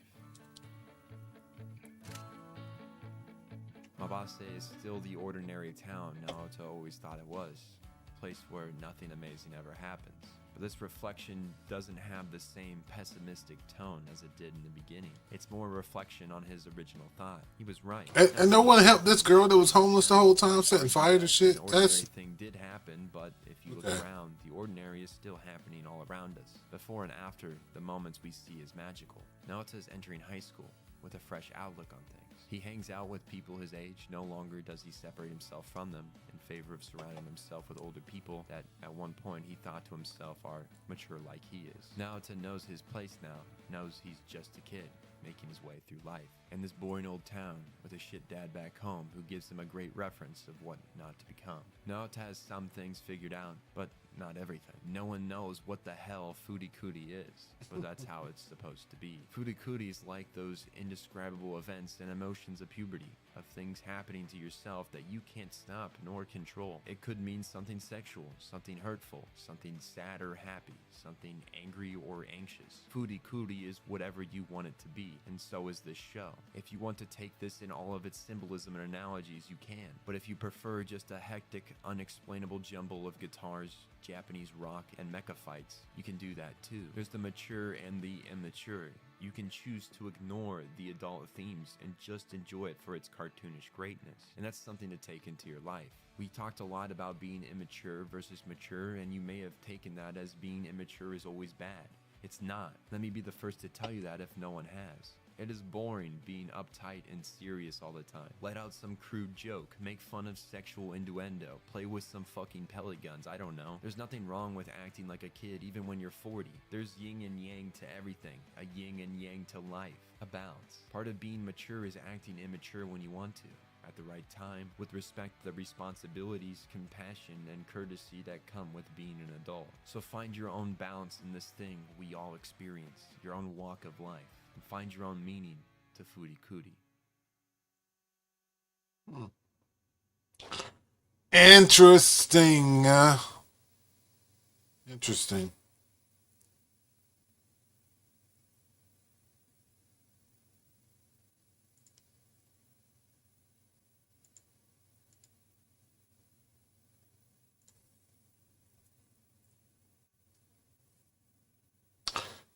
I did think it was cool.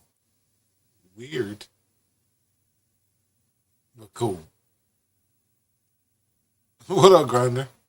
I obviously Miss Gameplay, thank you. Hello. I'm so sorry I missed your message. Lucy got you though. I was focused. Also, I guess I gotta have me a twerk emote too, huh? I gotta figure it out. Who's gonna be twerking? Common Rider or what?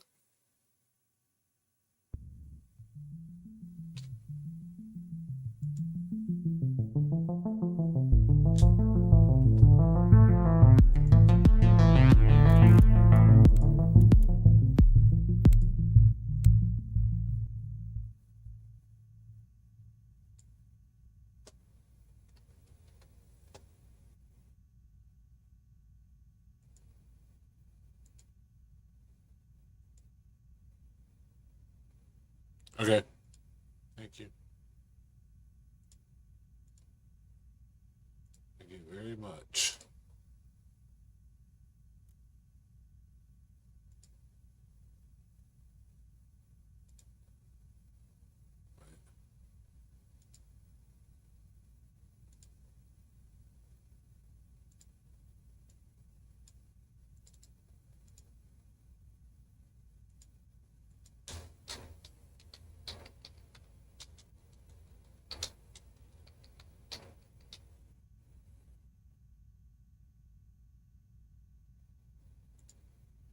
There's a 220. There's a.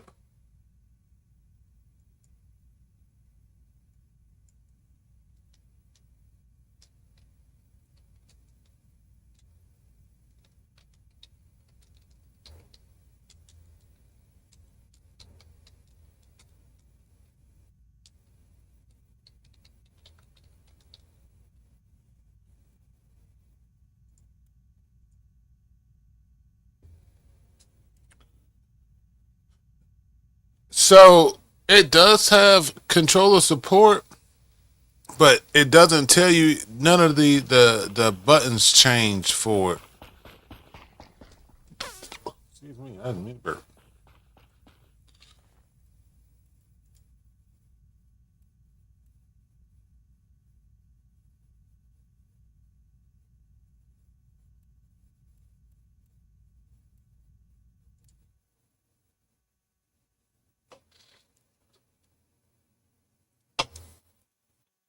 Lucy, do I want to play this or Dell and Dawson? Oh, hi. I was asking someone, should I play this or Dell and Dawson? Hi. Hello.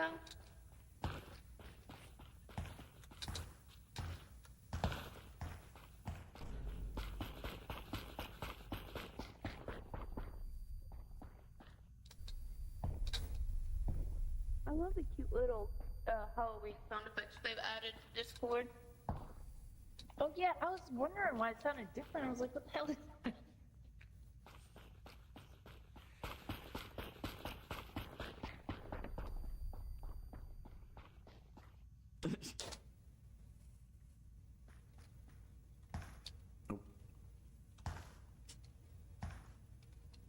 Are you going to try and dethrone me? Okay, cool. I can mute. All right. I mean, I don't think I could. Yeah, they sound way too nice. I'm not sure how you got up there. What color am I? Magic and talent, my friend. Magic and talent. I will believe the PFM.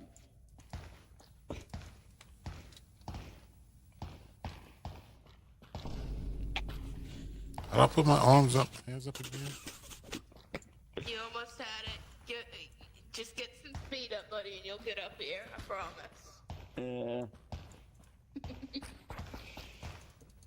Nope.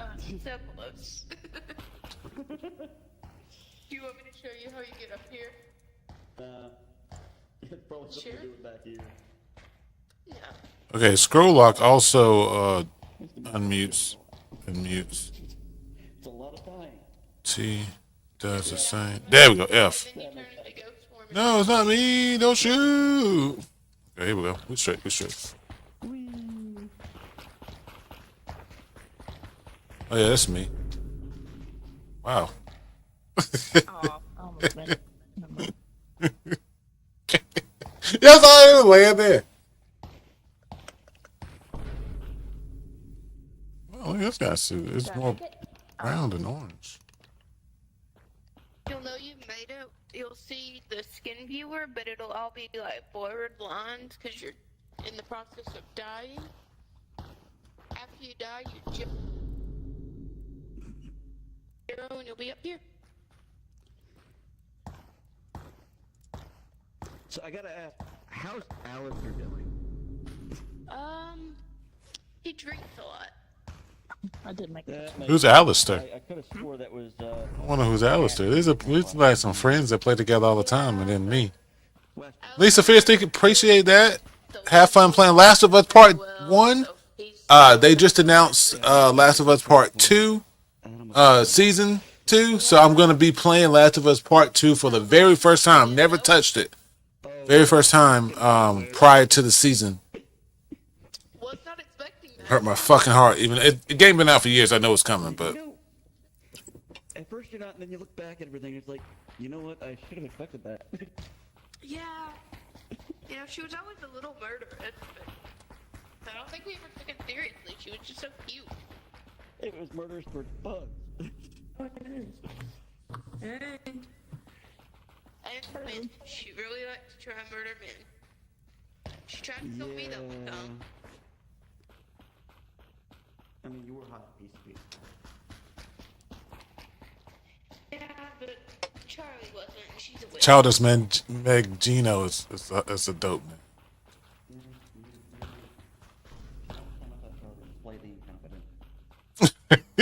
Yeah, I see his body laying there.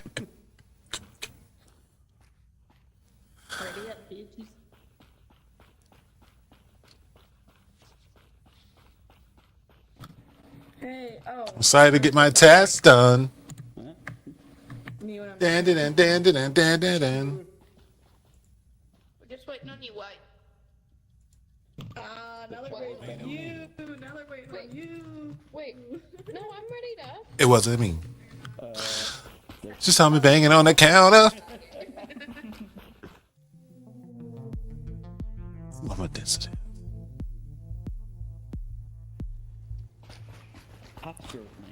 So do our tasks happily. Scanner analysis frustrating. Let's see. Kazushi.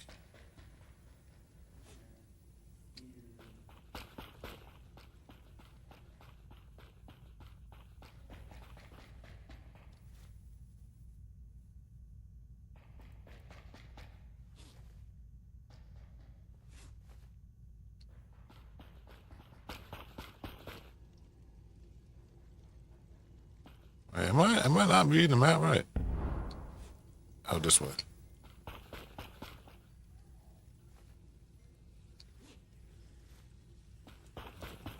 Dumb.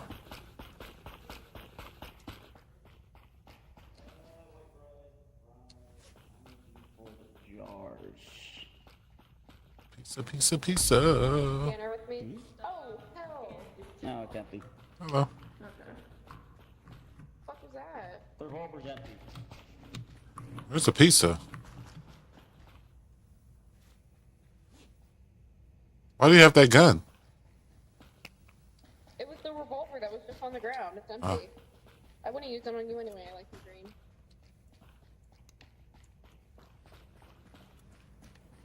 I'm just hold on. This honestly my first match, so I'm just trying to figure out how to Pazushi. I'm in the wrong room. No, you're in the right place. Okay, so to do black rice, but I'm gonna show him how to do it real quick. So you'll look at the table, and like this one is black rice, tuna, and blue. Okay. So she's going to come over here, stick one of these little canisters in the black rice. Oh. Sorry. I didn't mean to.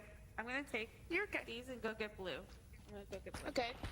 So you take this, stick it in. Once it's done, you'll take this, connect it right here, push this button. That was black rice, yes. Okay, cool. Now we need tuna. So you're gonna come up. It was tuna, right? Yeah. Tuna and blue. Yep. So you'll come over here, and these two top buttons are the selectors. There's salmon. How you drop this? How to say it. So you'll select the one that you need. It's empty. Are you? Stick it in Oh, this little fish there you bucket go. right here. And that's how you get the fish. Then you go down to the botanic and you get the color that you need. Here's an empty one for whoever needs it. Oh, thank you. Thank you. I'm going to put this pizza where it belongs, and then I'll tell you what rice you need. It's okay. I have the other color. You don't have to clean it. Black rice. Okay, we have black rice again. Where'd that container go? So black rice. You gotta right click, left click. There. Hey, Okay. Here's the cod.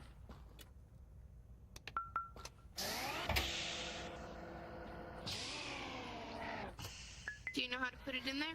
Yep. Good job. Push the button. Yep. Cool. Thank you.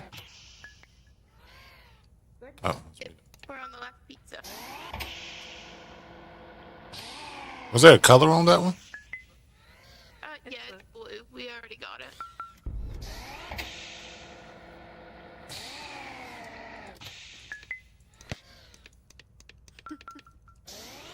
You right click, left click, and throw it. Drop it. Oh, thank you. Then you come to the table. And you put it down. Thank you.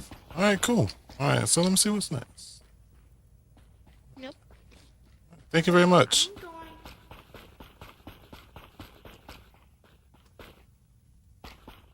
I need to find something to murder her with.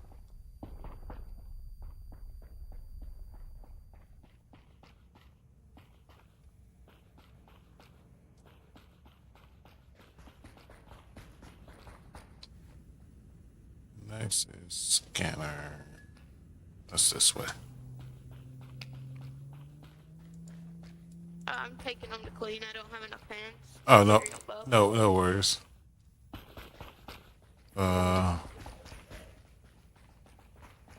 Analysis.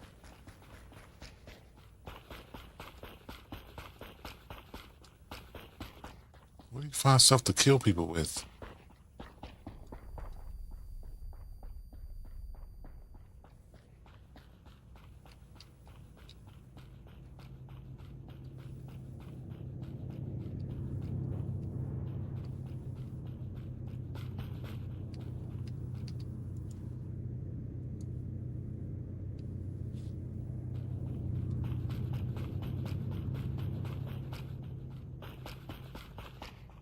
Now it's time to murder.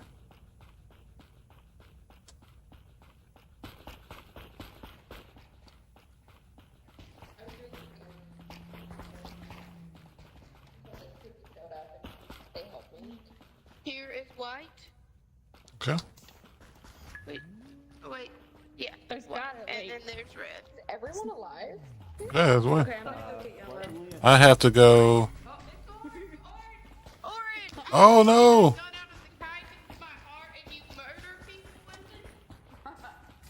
That's crazy. Oh shit, straight also. Straight also.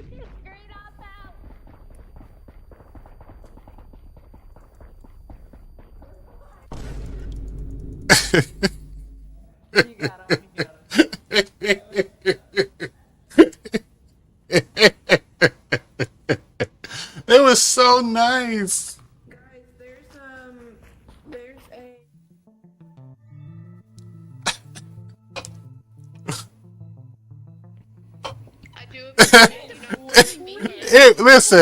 It really was. You guys were so nice. It really was my first game. I felt so bad to stabbing you. You started to feel the pressure when we had one and out. Yeah, it was like everyone's alive. I was like, no one's died. And I was surprised we got pressure done so well without anybody coming and shooting us. I had no idea where to find bullets. But thank you so much for showing me how to do the pieces. I really didn't know. No problem.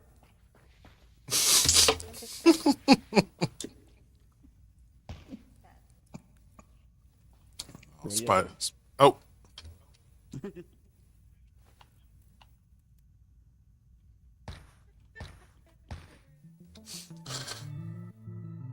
I agree. They were really nice to me. Even though I'm an employee, so let me get my shit. Gotta do. Yeah. Pressure's blue. Pressure's blue.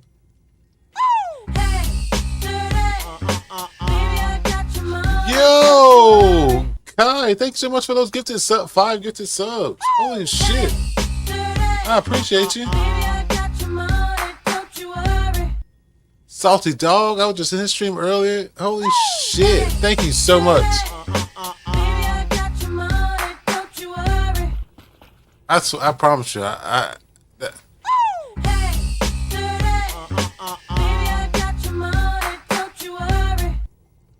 know, I think I need to put ODB in that too. That is so fucking. Thank you so much, Kai. How was your day? How was your week? Wait, hold on.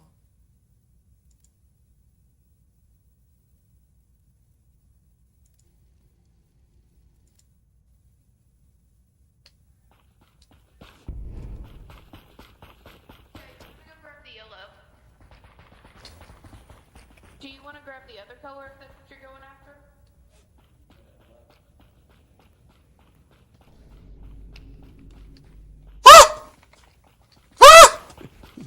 Fuck. Get back here. It's orange! Run! It's orange! Red! It's red!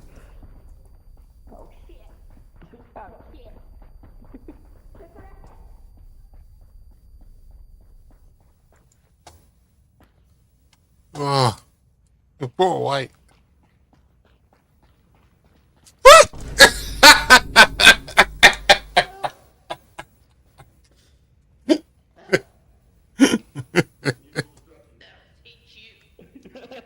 I got 4 of you. Wait, were you in? Yeah. I made sure you were turned completely around doing scanner. You got 2.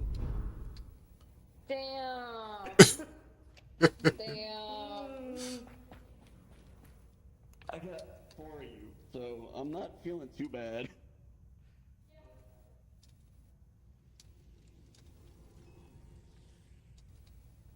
Where at?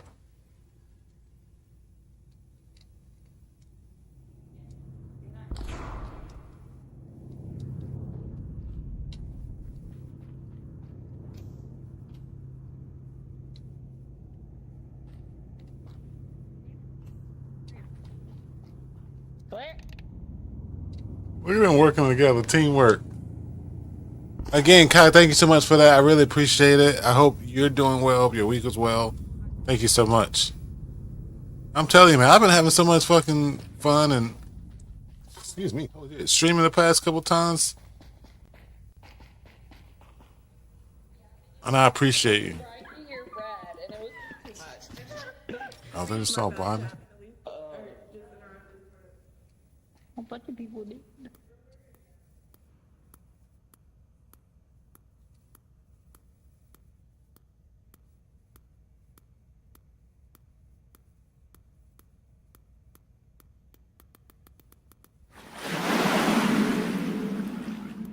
Shit, and the biddies. Holy shit! Thank you so much. I didn't even know what I didn't know what that sound was. Yo, sir, thank you so much for stopping by. How are you doing? I'm dead in this game. Rest in peace, me. Please don't be a killer. I don't. Oh, shit. Nice. She hit my knife. Wow, she's dead. Wow, she's dead. Was she the other visitor?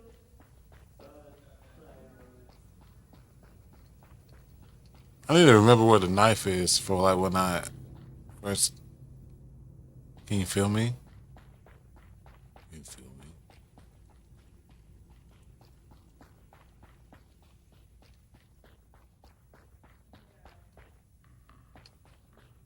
You saw a little ghost down there chilling. Is this the only level too? Yeah, it'll give you like prompts when you're hovering over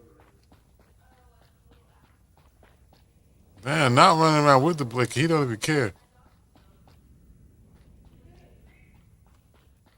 How much help did the knife stab take? Oh, it's Kai. Since you're here, so I looked at a bunch of videos of Outlast Trials. So it's a like as you go. Oh, where do you find bullets at?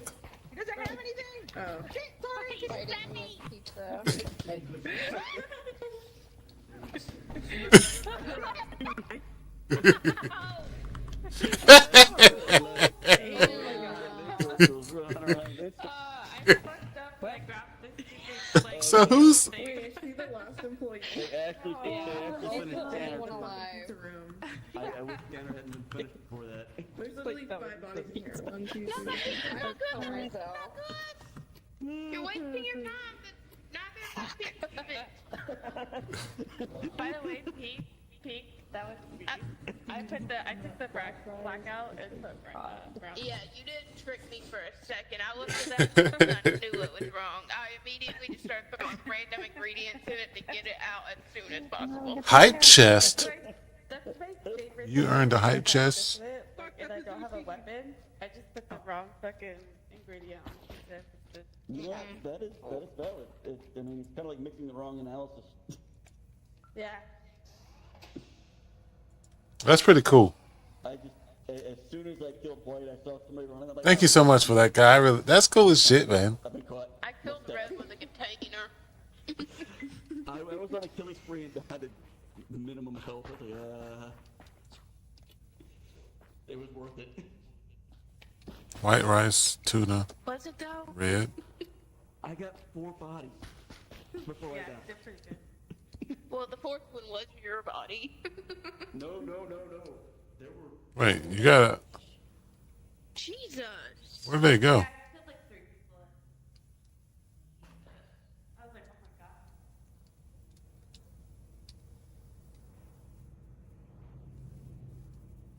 So you can really zoom as this ghost. Inside out.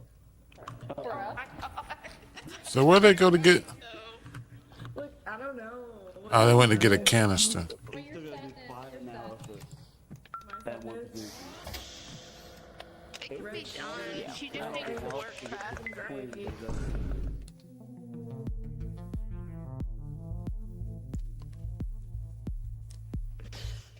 That was fun. GG's. So who got the fish staff? I forget who I killed with the fish. That was hilarious. That wasn't me, I don't think. No. So that's orange, or is that black? I want to say it was somebody in the hallway. I mean, Evil Steve told me to do it. Evil Steve told me to do it. I'm not fucking me up so badly. No. Oh well. I'm only not trustable when I'm the dissident.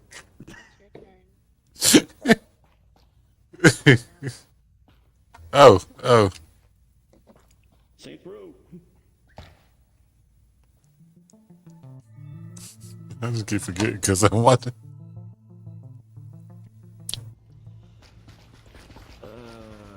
Let me try.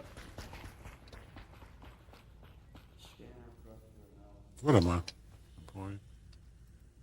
Vance. Wow!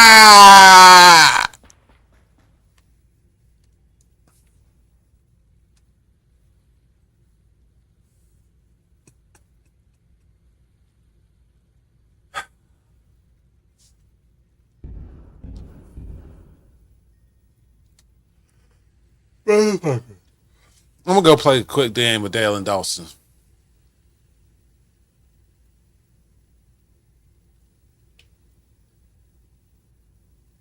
Do I want to play? What time is it?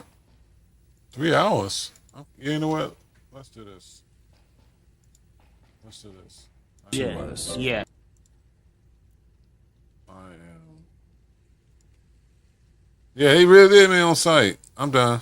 Hold on. I'm gonna rate out sec, and then just chill for a little bit. I appreciate everyone hanging out with me 3 hours straight.